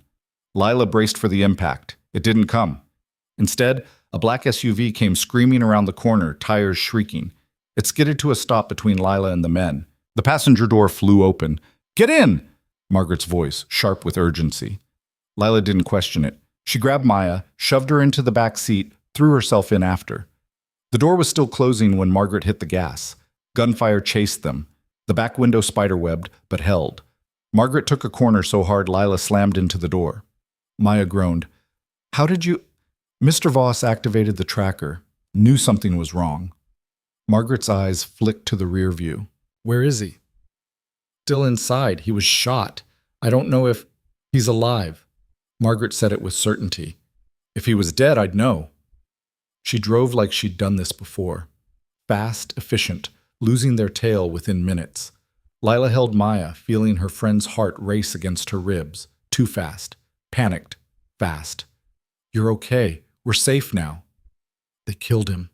Maya's voice was barely there. Lila, they killed... who? But Maya had passed out, or given up. Hard to tell the difference. Margaret pulled into the garage of the Lake Forest house. Lila hadn't even realized they'd left the city. The gates closed behind them, with a finality that should have felt safe, but just felt final. Help me get her inside. Together they carried Maya. She was dead weight now, completely unconscious. They got her to a guest room. Margaret produced a first aid kit that looked military grade. You know how to do this? Lila asked. Better than most doctors. Margaret was already cutting away Maya's shirt, assessing damage. Bruised ribs, cuts, probably a concussion, but nothing immediately fatal. What about Adrian? What about him? He was shot. In the chest. There was so much blood. Then we wait. If he can get out, he will. Margaret's hands moved with practiced efficiency, cleaning wounds, applying bandages. If he can't, we plan next steps. That's it? We just wait? What else do you suggest? Going back for him? Margaret looked up. Her eyes were hard. You did good tonight, Ms. Hart. Kept your friend alive. Kept yourself alive. Don't ruin it by being stupid now. Lila wanted to argue, wanted to scream. Instead, she stood there watching Margaret work, feeling useless and terrified and angry at everything. An hour passed, then two. Margaret finished with Maya, covered her with blankets, set up an IV from supplies Lila didn't want to know the source of. Then she made coffee, strong enough to strip paint. Lila sat at the kitchen table, hands wrapped around the mug, not drinking. Her clothes were filthy, torn. Someone else's blood, probably Maya's, stained her sleeve. The gun Adrian had given her sat on the table, empty, useless. I killed someone, she said quietly. Margaret didn't look up from her own coffee. Did you? I don't know. Maybe. I shot at them. One went down. Could have been Mr. Voss who shot him. Could have been a miss and the man tripped. Could have been a lot of things. Margaret met her eyes. Does it bother you? It should, shouldn't it? Depends on who you are, who you want to be. Margaret sipped her coffee. Your mother never killed anyone, but she was willing to. That's almost the same thing. How do you know that? Because anyone who fights power the way she did has to be willing to go all the way. Otherwise, you're just making noise. The front door opened. Both of them were on their feet instantly. Margaret had a gun in her hand before Lila could blink. Adrian stumbled through. Blood covered his shirt, his face pale as death. But he was walking, breathing. You're late, Margaret said, holstering the gun. Got held up. His words slurred. He leaned against the wall. They're not following. Made sure of that. Lila was across the room before she could think. You need a hospital. Can't. Too many questions. He looked at Margaret. You still remember how to pull a bullet? Unfortunately. Margaret was already moving, gathering supplies. Dining room. I need good light.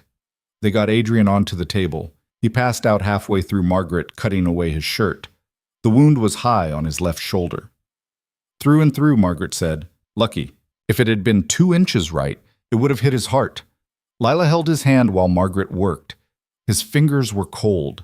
She squeezed harder, like she could force warmth back into them. Talk to him, Margaret said. He can probably hear you. About what?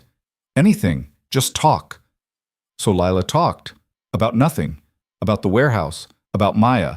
About how terrified she'd been. About how she'd never fired a gun before tonight. And now she couldn't stop seeing the muzzle flash. Couldn't unhear the sound. Adrian's fingers twitched in hers. Stay with me, she said. You don't get to die after 15 years of keeping promises. That's not how this works. Margaret cleaned the wound, stitched it closed with the kind of skill that said this wasn't her first time. Then bandages, tight and professional. He needs antibiotics, rest, and probably a real doctor, but he won't get one. She washed her hands. He'll live. Unfortunately for all of us, he's too stubborn to do otherwise. They moved him to his room, got him into bed. Lila sat in the chair beside him, watching his chest rise and fall. Too slow, but steady. Morning came gray and cold. Lila hadn't slept, just sat there watching Adrian breathe, thinking about how close they'd come to dying, how close they still were. Maya woke around 9. Lila heard her moving, went to check. Her friend was sitting up, looking around the unfamiliar room with confusion turning to panic. "Hey, you're safe." Maya's eyes found her, filled with tears. "Lila, I'm so sorry. I'm so fucking sorry." "I know. You don't understand. They told me. They said they just wanted to find you because your mother left you money, that you were entitled to an inheritance and they were trying to locate you." The words tumbled out. "I thought I was helping. I swear I thought I know." Lila sat on the edge of the bed. "They lied. Used you. The money, in my account. You saw it. Adrian showed me. I'm not even sure why I took it. I didn't need it, but they kept saying how grateful they were, how helpful I was being, and the money just appeared and I—" Maya broke down. Sobs shook her whole body. Lila held her, let her cry. What else could she do?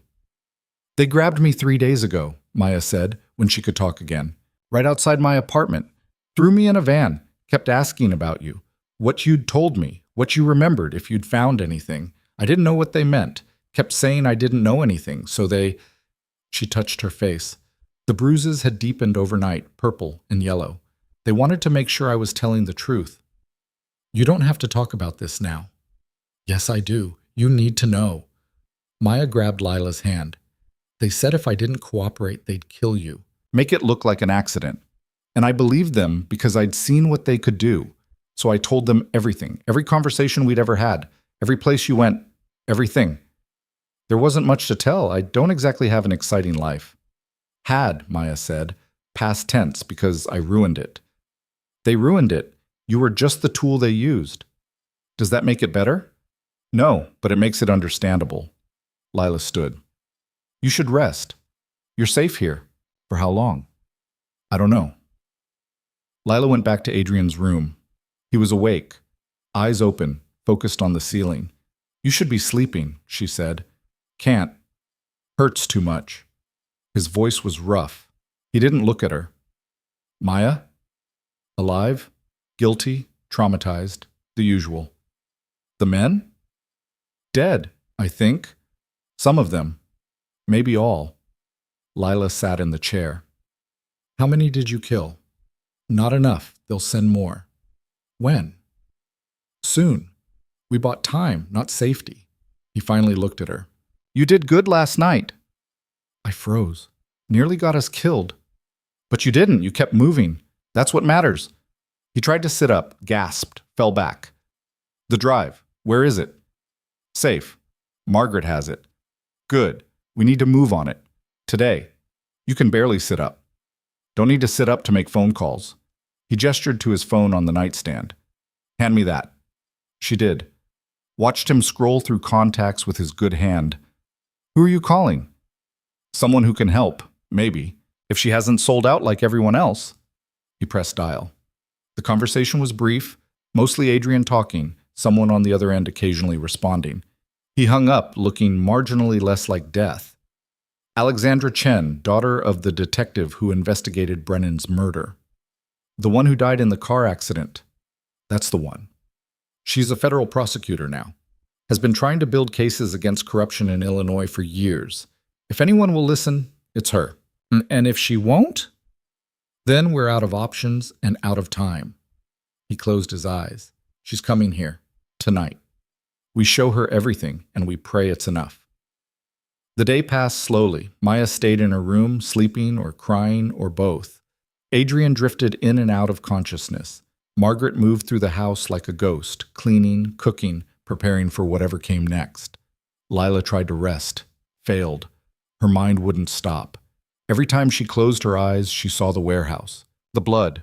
Adrian falling, the men chasing them. The gun in her hand. She'd shot at people. Might have killed someone. And the worst part was she didn't feel as bad about it as she thought she should. Evening brought Alexandra Chen. She arrived in an unmarked car, alone, wearing a blazer and the kind of tired that came from too many lost battles. She was maybe 40, Chinese-American, with her father's eyes according to the photo Lila had seen in the file. "Show me," she said. No pleasantries. No small talk. They gathered in Adrian's office. He'd made it downstairs with Margaret's help, moving like an old man. The USB drive sat on the desk between them. Adrian played the video. Alexandra watched without expression. When Caroline Hart's face appeared on screen, something flickered in the prosecutor's eyes. Recognition. Respect. The security footage played, the men entering, leaving, the timestamp clear. "I've seen this before," Alexandra said. "What?" "Not this exact footage, but something similar. My father showed me files before he died, said he was close to breaking something big. Then the accident happened and everything disappeared." She looked at Adrian. "You're telling me this is what he died for?" "Yes. And you've had it for 15 years. Caroline hid it. I only found it recently." Alexandra's jaw tightened. "My father died when I was 14. I've spent 26 years wondering if it was really an accident. If he died for nothing, and you're telling me you had proof this whole time." "I had knowledge of proof. I didn't have access until Lila remembered where her mother hid it." Alexandra turned to Lila. "Your mother was Caroline Hart." "Yes." "She worked at the Grandview." "Yes." "And she hid evidence of a murder in your childhood memories." Alexandra laughed, sharp, bitter. "That's either genius or insane." "Both," Lila said. Alexandra looked at the drive. "What else is on here?" Adrian plugged it into the laptop. Open folders. Financial records appeared. Bank transfers. Emails discussing money movements. Phone logs connecting Krause and Reeves to shell companies and offshore accounts. "This is extensive," Alexandra said quietly. "This is everything." "Will it hold up in court?" "If I can verify it's authentic, if I can protect it from disappearing, if I can find a judge who isn't compromised." She looked up. "That's a lot of ifs." "But you'll try." "I've been trying for years. This just gives me ammunition." She ejected the drive. "I need to make copies, secure copies, and I need you both to come in. Give official statements." "Can't," Adrian said. "The moment we surface officially, we're dead. They have reach everywhere." "Then how do you expect this to work?" "You take the drive, build your case. When you're ready to move, we'll come in. Not before." Alexandra studied him. "You don't trust me." "I don't trust anyone. No offense." "None taken. Smart policy." She pocketed the drive. "But I need insurance. Something that proves this is real and not some elaborate setup." "Like what?" "The book. The one Caroline Hart used to hide information in her daughter's memories. If it still exists, I want it." Lila's stomach dropped. "We can't find it. We've been looking." "Then look harder. Because without corroboration, a defense attorney will shred this. Say it's fabricated, doctored, that you had years to create fake evidence." Alexandra stood. "Find the book. Then we talk about next steps." After she left, the three of them sat in silence. "We're screwed," Lila said finally. "Not yet." Adrian was on his phone again. "Margaret, get me everything you can on estate sales, donation centers, and storage facilities in Rogers Park from 15 years ago. Every single one." "Already did that," Margaret called from somewhere in the house. "Found nothing." "Then we're missing something." He looked at Lila. "Think. When your mother died, what happened to her things?" "The apartment was cleared out. The landlord needed it for new tenants. Most stuff was donated or thrown away." "Who cleared it?" "I don't know. I was 9. Someone handled it." "Social services?" "Maybe. There was a caseworker. She helped with arrangements." "Name?" Lila tried to remember. It was so long ago. A woman with kind eyes and a nervous smile. She'd helped Lila pack a bag of things to keep. Everything else went. "Davis? Something Davis? Linda, maybe?" Adrian was already typing. "Linda Davis, social worker, Chicago, 15 years ago." He pulled up records. Still working, same agency, office in Uptown. "You think she remembers?" "People remember the hard cases. Dead mother, orphaned kid. That sticks with you." He stood, swayed. Margaret appeared to steady him. "You're not going anywhere. Margaret said firmly. I have to. No, you have to heal. Ms. Hart can handle this. Lila looked between them. Handle what? Talking to Linda Davis, finding out what happened to the book. Margaret met her eyes. You're not helpless, Ms. Hart. You proved that last night. Now prove it again. The next morning, Lila took the train into the city, alone. Margaret had wanted to send her in a car with a driver, but Lila refused. She needed to feel normal, even if normal was a lie. The social services office was exactly as depressing as expected. Fluorescent lights, stained carpet, people waiting with the kind of patience that came from having no other choice. Linda Davis had her own office. Small, cramped, every surface covered in files. She looked up when Lila knocked. Help you? I'm Lila Hart. You helped place me after my mother died, 15 years ago. Recognition dawned. Linda stood. Lila, my goodness, I remember you. You were so small. I'm looking for something. A book that belonged to my mother. Blue cover, gold lettering, pictures of classical architecture. I remember that book. You wanted to keep it, but it was too heavy for your bag. Lila's heart jumped. What happened to it? I took it. Promised I'd keep it safe until you were old enough to handle it. Linda moved to a filing cabinet. I've moved offices 3 times since then. Keep meaning to track you down, return it. But you know how it is. Things slip through the cracks. She pulled out a box, set it on the desk. Inside, wrapped in tissue paper, was the book. Lila's hand shook as she unwrapped it. The cover was just as she remembered. Blue, gold lettering, heavy. I can't believe you kept it. Your mother died young. Seemed wrong to let her things just disappear. Linda smiled. I'm glad you came looking. Lila left with the book clutched to her chest. Outside, the city moved around her. Normal people living normal lives. She'd been one of them once. Now she was something else. Something harder. Something that knew how to shoot. She made it 2 blocks before she realized she was being followed. The man was good, stayed back, blended in, but she'd learned to notice, to watch. She ducked into a coffee shop, out the back, into an alley. The man followed. Lila ran. Behind her footsteps. Getting closer. She clutched the book, turned a corner, nearly slipped on ice.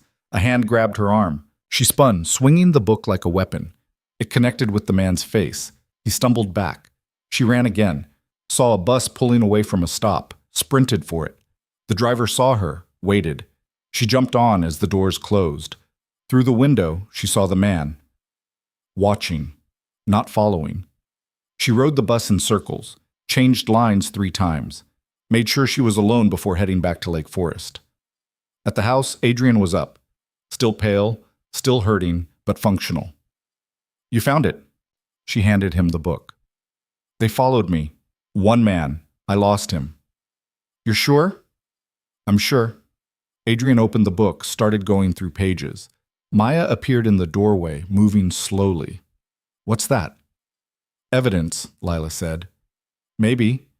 They spread pages across the desk. Classical architecture filled every image. The Parthenon, the Colosseum, Roman forums, Greek temples. Each photo had sticky notes in Caroline's handwriting. Dates, numbers. Notes that seemed random. It's a cipher, Adrian said. Has to be. She embedded information in the captions. How do we crack it? We don't. We give it to Alexandra and let her figure it out. But when Adrian called Alexandra Chen, the number went to voicemail. He tried again, same result. That's not good, he said. Maybe she's just busy. Or maybe they got to her. Margaret appeared with a laptop. News, you should see this. She turned the screen. A news report showed Alexandra Chen being led from her office in handcuffs. The headline read, Federal prosecutor arrested for evidence tampering. No, Lila breathed. The report continued. Anonymous sources claimed Chen had fabricated evidence in multiple cases. An internal investigation was underway. She'd been suspended pending review. They're silencing her, Adrian said, making sure anything she brings forward looks like more fabrication. What do? We go to ground, deep, until we figure out another play. He looked at Lila. Pack a bag. We're leaving. Where are we going? Somewhere they won't think to look. An hour later, they were gone. The house in Lake Forest sat empty. Margaret had vanished the drives, the book, anything that mattered, left behind a shell that looked lived in but contained nothing. They drove west, out of Illinois, into Wisconsin. Found a cabin on a lake that looked abandoned but had heat and running water. Cash transaction, no names, off the grid. Maya was with them, pale, quiet, but alive. Adrian was healing. Lila was something she couldn't name yet. That night, sitting in front of a fire, Adrian finally spoke. "Your mother gave you a choice, remember?" "Yes." "Time to make it. We can stay hidden, live quiet, hope they forget about us." "They won't forget." "No, they won't." He looked at the fire. "Or we fight. Take the book, the drive, everything we have. Find someone new to trust. Start again. And probably die trying." Probably. Lila thought about her mother, about 15 years of hiding, about Maya's bruised face and Adrian's blood on warehouse concrete, about men who killed and lied and thought they were untouchable. "I'm tired of being afraid," she said. "That's not an answer." "Yes, it is." She looked at him. "We fight." 3 months in a Wisconsin cabin taught Lila things she'd never wanted to know. How to strip and clean a gun in under a minute. How to identify a car tailing you from 4 blocks away. How to sleep light enough that footsteps outside meant instant waking. How to stop flinching at loud noises and start calculating exit routes instead. Adrian trained her, not gently, every morning before dawn, before Maya woke up crying from nightmares, before the sun turned the frozen lake into something almost beautiful. He made her run until her lungs burned, fight until her knuckles bled, shoot until the recoil felt natural instead of violent. "Again," he'd say, and she'd raise the gun, sight the target, breathe out slow, and squeeze. The shoulder wound had healed badly. He moved stiff on that side now, favored his right arm. But he never complained, just pushed through it like pain was something that happened to other people. Maya tried to help, cooked meals from the limited supplies Margaret dropped off every week, cleaned obsessively because sitting still meant thinking. But mostly, she just existed in the spaces between them, a ghost of the person she'd been. "I looked her up," Maya said one night. They were sitting by the fire, Adrian asleep upstairs, his breathing still rough sometimes. "Alexandra Chen, the prosecutor." "And?" "She's fighting the charges, has a good lawyer, but the evidence against her keeps piling up. Bank records showing payments from people she prosecuted, emails that look damning." Maya stared into the flames. "It's all fake. Has to be. But it looks real enough that her career is over regardless. They're good at that, making lies look like truth. We're going to end up the same way, aren't we? Discredited, destroyed. Even if we survive, we'll be the crazy ones nobody believes." Lila didn't answer, because Maya was probably right. The book sat on the table between them. They'd spent weeks trying to decode it. The sticky notes made no sense. Dates that didn't match historical events, numbers that weren't coordinates or phone numbers or account codes, just random sequences that felt significant but led nowhere. "Your mother was smarter than all of us," Maya said. "She knew they'd look for obvious patterns, so she made something only you could understand. Except I don't understand it." "You will. You have to." Maya looked at her. "Because if you don't, she died for nothing, and I got tortured for nothing. And Adrian took a bullet for nothing. No pressure. I'm serious, Lila. This has to mean something." After Maya went to bed, Lila sat alone with the book, turned pages until her eyes burned. Her mother's handwriting appeared on every sticky note, small, precise, the same handwriting that had signed permission slips and birthday cards, and the last note she'd left in the hospital that just said, "I love you." She picked up her phone. Signal was terrible out here, but Margaret had set up some kind of secure connection. Lila scrolled through old photos, found one from years ago, her 9th birthday. Her mother had made a cake, lopsided, frosting smeared, and they'd eaten it together in that tiny apartment. The photo showed the cake, and behind it, barely visible, the blue book. Lila zoomed in. The book was open to a specific page. She could just make out the image, the Pantheon. Rome. She grabbed the physical book, flipped to the Pantheon. The sticky note read, "Remember the light, 27.5 to 142 degrees to March. 27.5, the oculus diameter. But 142 degrees in March meant nothing. Unless. She pulled up her phone again, searched for March and 142, found nothing relevant. Tried March 17th, the day of Brennan's murder. Still nothing. Then she noticed something else in the birthday photo. Her mother's hand, holding a pen. She was writing something on another sticky note. The angle made it impossible to read, but the color was different. Yellow, not pink like all the others in the book. Lila went through every page, found 3 yellow sticky notes. The Pantheon, the Colosseum, the Parthenon. The 3 places her mother had quizzed her on most often. She laid the book flat, put the 3 images side by side. The notes read, Pantheon, remember the light, 27.5 to 142 degrees to March. Colosseum, 80 gates, 4 levels, count up.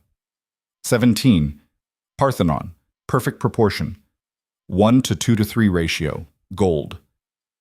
Her mother had taught her about the golden ratio, about proportion and beauty in classical architecture. She'd made it a game. Lila would measure things around the apartment, find the ratios, see if they matched. 1 to 2 to 3. The room number. 1, 4, 2, 3.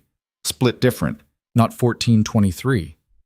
1, 4, 2, 3. She grabbed a pen, started writing. March 17th, the murder date. The Pantheon note mentioned March. 80 gates. The Colosseum had 80 entrances, but the note said count up. 17. So 17 up from 80. 97 and 142 degrees. Temperature? No. Angle? Could be. She pulled out her laptop, searched for March 17th and 97 and 142. Got nothing. Tried 3/17/97, a date. March 17th, 1997. That was 18 years before her mother's death. She'd been young, maybe 20. Where was she in 1997? Lila searched Caroline Hart in 1997. Found an old address listing. Her mother had lived in Iowa that year, working as a student nurse. The search returned something else. A news article from March 17th, 1997. Small story. A nursing student had reported witnessing an assault near the University of Iowa hospital. The report had gone nowhere. The student's name was redacted. But the location was specific. 142 degrees latitude and longitude converted to an address. Lila's hands shook as she typed it in. The address appeared. A building in Iowa City. Long demolished, but the property records showed who'd owned it in 1997. A shell company. The same shell company that appeared in the financial records from the USB drive. Adrian. She was up the stairs before she could think, burst into his room without knocking. Adrian, wake up! He had a gun pointed at her before his eyes were fully open, saw who it was, lowered it. What's wrong? Nothing's wrong. Everything's right. I figured it out. She showed him everything. The notes, the pattern, the connection. He sat up, ignoring the pain it caused, studying her work. Your mother witnessed something in Iowa, years before Chicago, and the same people were involved. It's not just about Brennan's murder. It's bigger. She was building a pattern, showing these men had been doing this for decades. Lila's words tumbled out. That's why she hid it so carefully. Because it wasn't just one crime, it was a whole network. Adrian was already on his phone. Margaret, I need everything you can find on criminal activity in Iowa City, March 1997. Specifically, anything involving, he rattled off the shell company name, listened. Good. Send it encrypted. He hung up, looked at Lila. Really looked, like he was seeing her clearly for the first time. You did it. You actually did it. We still need someone to take this too. Alexandra's compromised. Then we find someone else. He was out of bed now, moving despite the stiffness. Get Maya up. Pack everything. We're going back to Chicago. That's insane. They're watching the city. Good. Let them watch. Time to stop hiding. The drive back took 6 hours. They arrived after dark, went straight to a hotel downtown. Not the Grandview. Somewhere anonymous. Paid cash. Used fake names. Margaret met them in the lobby. She'd aged in 3 months. Or maybe Lila was just seeing her clearly now. The exhaustion, the constant vigilance. You're sure about this? Margaret asked. No, Adrian said, but we're doing it anyway. They gathered in the hotel room. Margaret spread documents across the bed. The USB drive contents, the decoded book, new research she'd compiled. Together it painted a picture of corruption going back 30 years. Money laundering, murder, blackmail, all connected to the same handful of people who'd moved up through Illinois politics like a cancer. Krauss announced his candidacy yesterday, Margaret said. For governor, he's polling well. If he wins, he won't, Lila said. You sound certain. I am. She picked up her phone, started recording. My name is Lila Hart. My mother was Caroline Hart. 15 years ago, she witnessed a murder. They killed her for it. Tried to kill me. But here's what they don't know. We have everything. She held up the USB drive to the camera. Every financial record, every email, every piece of evidence showing exactly what William Krauss and Michael Reeves have done, not just in Chicago, going back decades, and we're not hiding anymore. She stopped recording.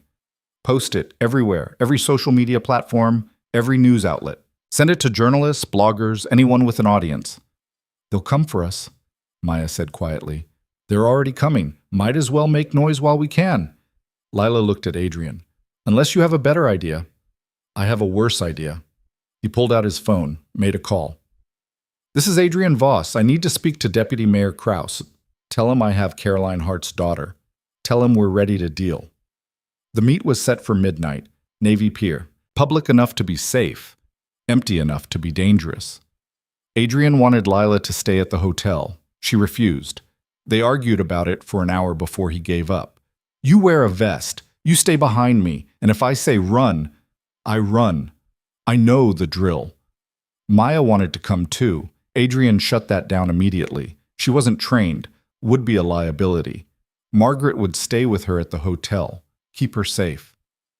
If we don't come back, Lila started. You'll come back, Margaret said firmly. You've survived this long. You'll survive tonight. The pier was dead this time of year, closed to tourists. Just empty boardwalk and shuttered attractions and the lake stretching black into nothing. Lila walked beside Adrian. The vest felt heavy. The gun at her back felt heavier. Nervous? He asked. Terrified. Good. Keeps you sharp. He scanned the darkness. Remember the plan. I talk. You record everything. When I give the signal, you run. What's the signal? You'll know. 3 cars were parked at the end of the pier. Expensive sedans. Men stood beside them. At least 8 that Lila could see. Probably more in the shadows. William Krauss stepped forward. He looked different from his photos. Older, tired. But his eyes were sharp. Mr. Voss, I've heard a lot about you. Wish I could say the same. Adrian stopped 10 feet away. But you're not exactly someone who leaves a trail. That's the point. Krauss's gaze shifted to Lila. And this is Caroline's daughter. You have her eyes. Lila said nothing, just hit record on the phone hidden in her jacket pocket. You said you wanted to deal, Krauss continued. So let's deal. You have something I want. Name your price. There's no price. This isn't a negotiation. Everything's a negotiation, Mr. Voss. You've been in this business long enough to know that. This isn't business. This is justice. Krauss laughed. Actually laughed. Justice? What a quaint concept. Justice is for people who can afford lawyers. For people with power. You have neither. I have the truth. The truth?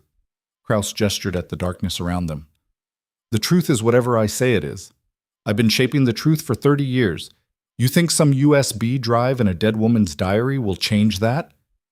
I think the video my associate just posted to every major platform might. Adrian checked his watch. Should be going viral right about now. Krauss pulled out his phone, scrolled. His expression darkened. You're bluffing. Check Twitter or don't. Doesn't matter. It's already out there. Your face, Reeves's face, walking out of that hotel room, all time-stamped, all verified.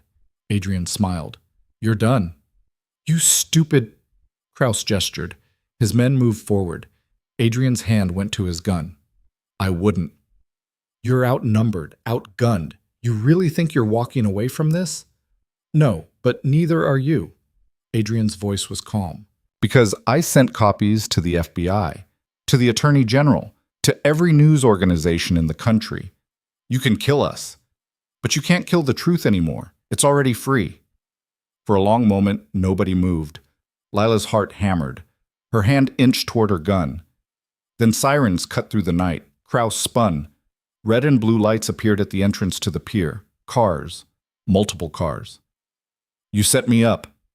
I gave you a choice. You made the wrong one. Adrian stepped back. Lila, run. But she didn't need to. The FBI cars surrounded them. Agents emerged, weapons drawn. William Kraus, you're under arrest. Kraus looked at Adrian, then at Lila. Something flickered in his eyes. Fear. Finally. They took him away in handcuffs, took his men too. An agent approached Adrian, spoke quietly, handed him a card. When the pier cleared, Adrian turned to Lila. It's over. She couldn't quite believe it. Just like that? Just like that. What about Reeves? They're picking him up now, and everyone else on your mother's list. He looked exhausted, like 15 years of weight had finally lifted. It's actually over. The agent who'd given Adrian the card approached Lila. Ms. Hart, I'm Agent Morrison. I need to ask you some questions. Now? Whenever you're ready, but we'll need an official statement about everything. Everything took 3 days. Lila told her story so many times it stopped feeling real. Just words repeated until they lost meaning. But the evidence held up.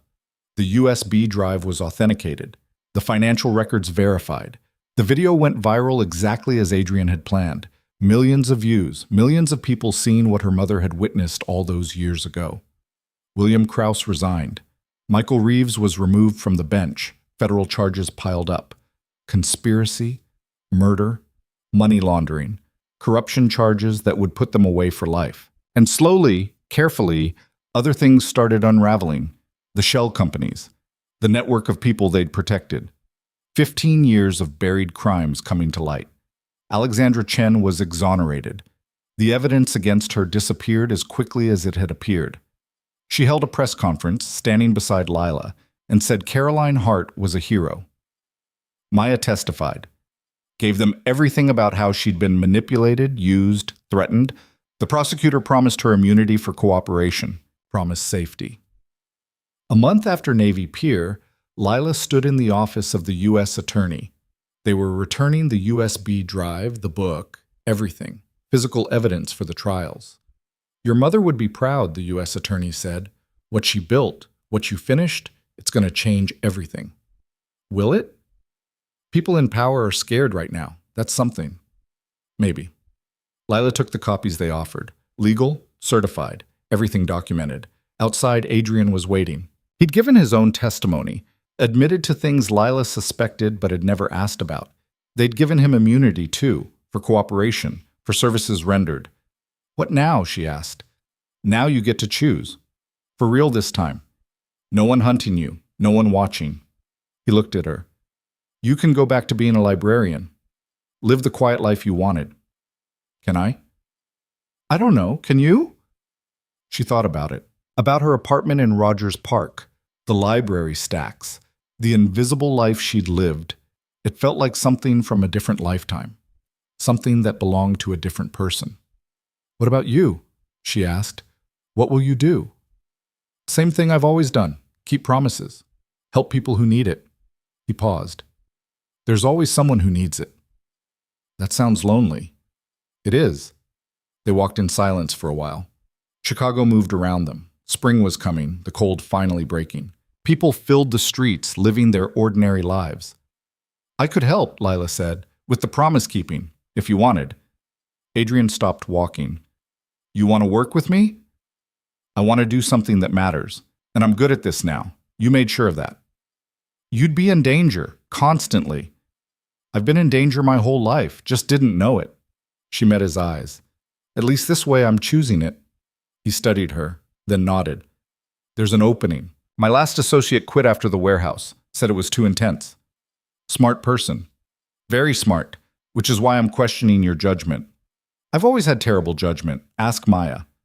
Maya had gone back to Lincoln Park, back to her apartment that had been cleaned out and mysteriously returned to normal. She was seeing a therapist 3 times a week, working through trauma. She'd quit her finance job, said she was done helping rich people get richer. Lila met her for coffee once a week. They didn't talk about the warehouse or the fear or the guilt, just normal things. Movies, books, the weather. Slowly, they were building something new, not the friendship they'd had before. That was gone, broken by betrayal, even if it wasn't Maya's fault, but something else, something honest. "I'm working with Adrian," Lila told her over coffee in late May. "Doing what?" "Security, protection, whatever you want to call it." Maya stirred her latte. "That's either the bravest or stupidest thing you've ever done." "Probably both." "Does it pay well?" "Apparently, better than the library." "Will you be safe?" "Safer than I was as a librarian. At least now I know how to shoot back." Maya laughed, then cried, then laughed again. "Your mother would have thoughts about this." "Probably, but she's not here to share them." "What would you tell her, if she was?" Lila thought about it. About Caroline Hart, who'd fought and lost but made sure the fight continued. Who'd loved her daughter enough to turn her into a weapon without her even knowing. "I'd say thank you for trusting me, for believing I was strong enough." Lila wiped her eyes. "And I'd say I'm sorry it took 15 years, but I finished what you started." The trials took 2 years. Lila attended every day she could, watched Krause and Reeves sit in court, their expensive lawyers arguing technicalities while the evidence mounted. The jury deliberated for 3 days. Guilty on all counts. Lila was in the courtroom when they read the verdict, felt her mother's presence like a hand on her shoulder. Justice. Finally. Adrian had been right, though. One victory didn't change the system. Power found new faces, new names, corruption adapted. But Lila adapted too. She learned things working with Adrian, how to read people, how to spot danger 3 moves ahead, how to help someone disappear when they needed to, how to bring someone back when they ran. Some cases were simple. Protection details, background checks, basic security. Others were complicated. Trafficking victims who needed extraction, witnesses who needed safeguarding, people like her mother who'd seen too much and paid for it. Those were the ones that mattered. A year into the work, they took a case in Milwaukee. A woman who'd witnessed her boss embezzling from a charity. Simple on paper, dangerous in practice. They protected her through the trial. Made sure she could testify. The boss went to prison. Afterward, the woman asked Lila how she'd gotten into this work. "My mother," Lila said.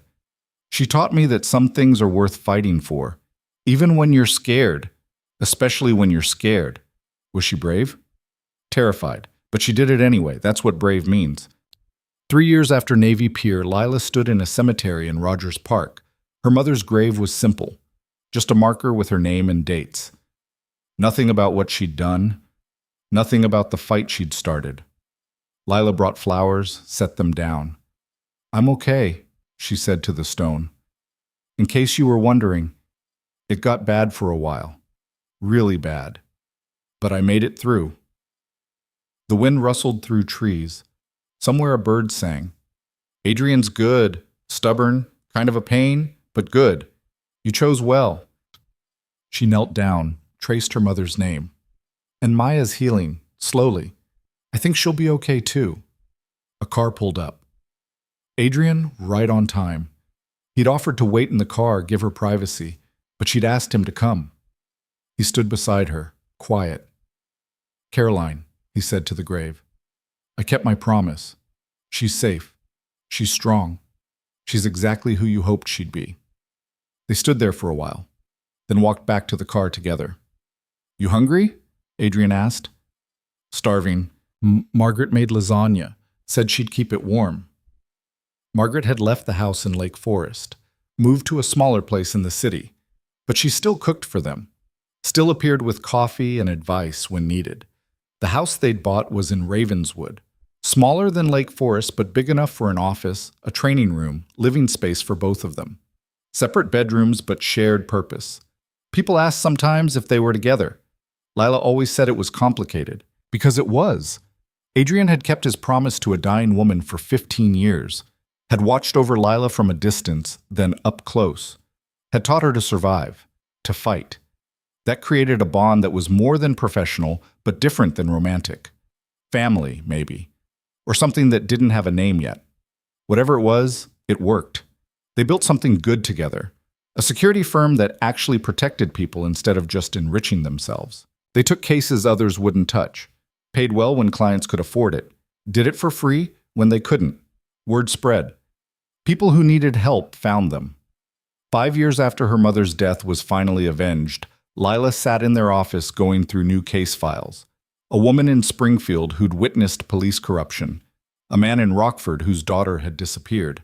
A family in Evanston being threatened by someone they'd testified against. She'd handle the woman. Adrian would take the man. The family would need both of them. Her phone buzzed. Maya, sending a photo. She'd started painting again, something she'd loved before finance consumed her. The canvas showed a woman's silhouette against city lights. Beautiful, Lila texted back. Come see it in person. Dinner tomorrow? Lila checked her calendar. The Springfield case could wait a day. Yes. 7? Perfect. Adrian appeared in the doorway. Margaret called. Something about needing help moving furniture. She has furniture movers. That's what I said. She said it needed a personal touch. Which means she wants company. Probably. He leaned against the door frame. The shoulder still bothered him sometimes. He'd never admit it. We should go. Now? Do you have something better to do? Lila looked at the case files, at the people who needed help. They'd still be there tomorrow. Margaret needed them today. Let me grab my coat. They drove to Margaret's new place. She answered the door with flour on her hands and exasperation on her face. There's no furniture to move, is there? Lila asked. Of course not. I just made pot roast and needed people to eat it. Margaret ushered them in. Honestly, you'd think after all this time you'd see through my tricks. They ate together, talked about nothing important, laughed at Margaret's stories about her neighbors, about the couple upstairs who fought constantly but claimed to be blissfully happy, normal, ordinary. Everything Lila's mother had wanted for her, but also everything her mother had given up.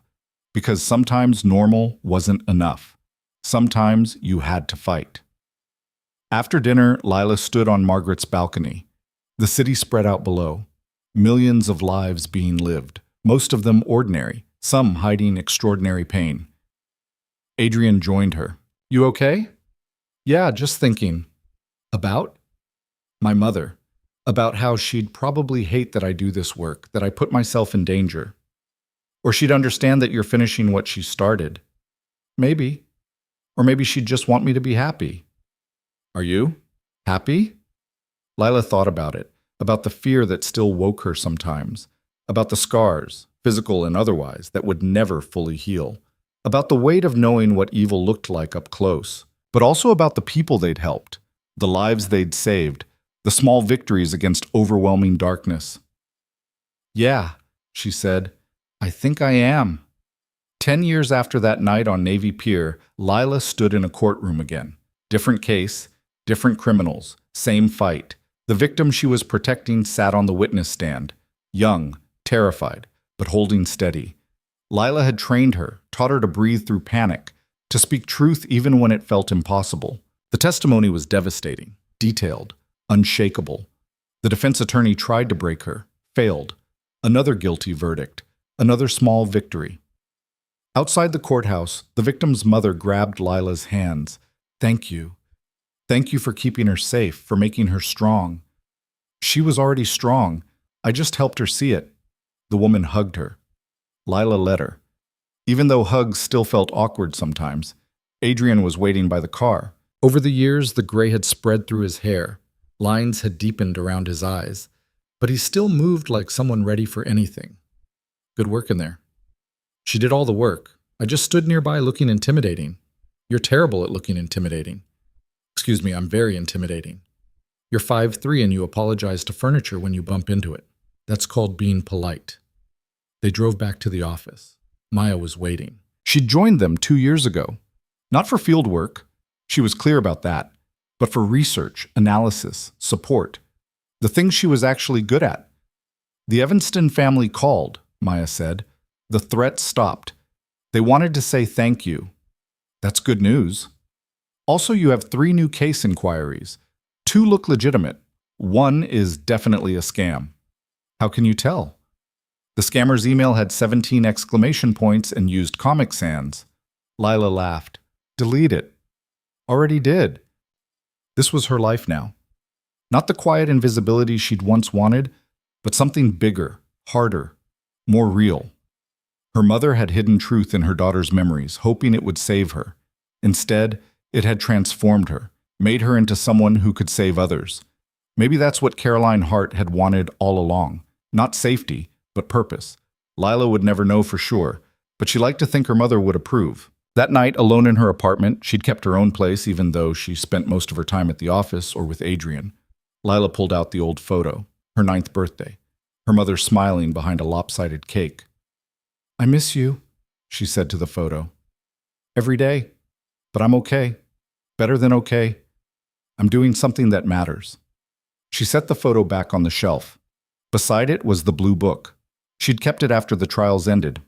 A reminder. A talisman. Her phone buzzed. Adrian, asking if she wanted to grab breakfast before the Springfield meeting tomorrow. Yes, she texted back. 7? Make it 6. Long drive. You're evil. I know. Lila set down the phone, looked around her apartment. Small, simple, hers. Tomorrow she'd drive to Springfield, help someone who needed it, fight a small battle in a war that would never really end. Tonight she'd sleep. Dream about the warehouse sometimes, about her mother sometimes, about the future sometimes. And in the morning, she'd wake up, make coffee, meet Adrian for breakfast, do the work. Not because it was easy, because it mattered. Her mother had taught her that, the hard way. But she'd learned, and she wasn't done yet, not by a long shot, because some promises took a lifetime to keep, and some fights were worth everything. Lila Hart understood that now, finally, and she wouldn't have it any other way.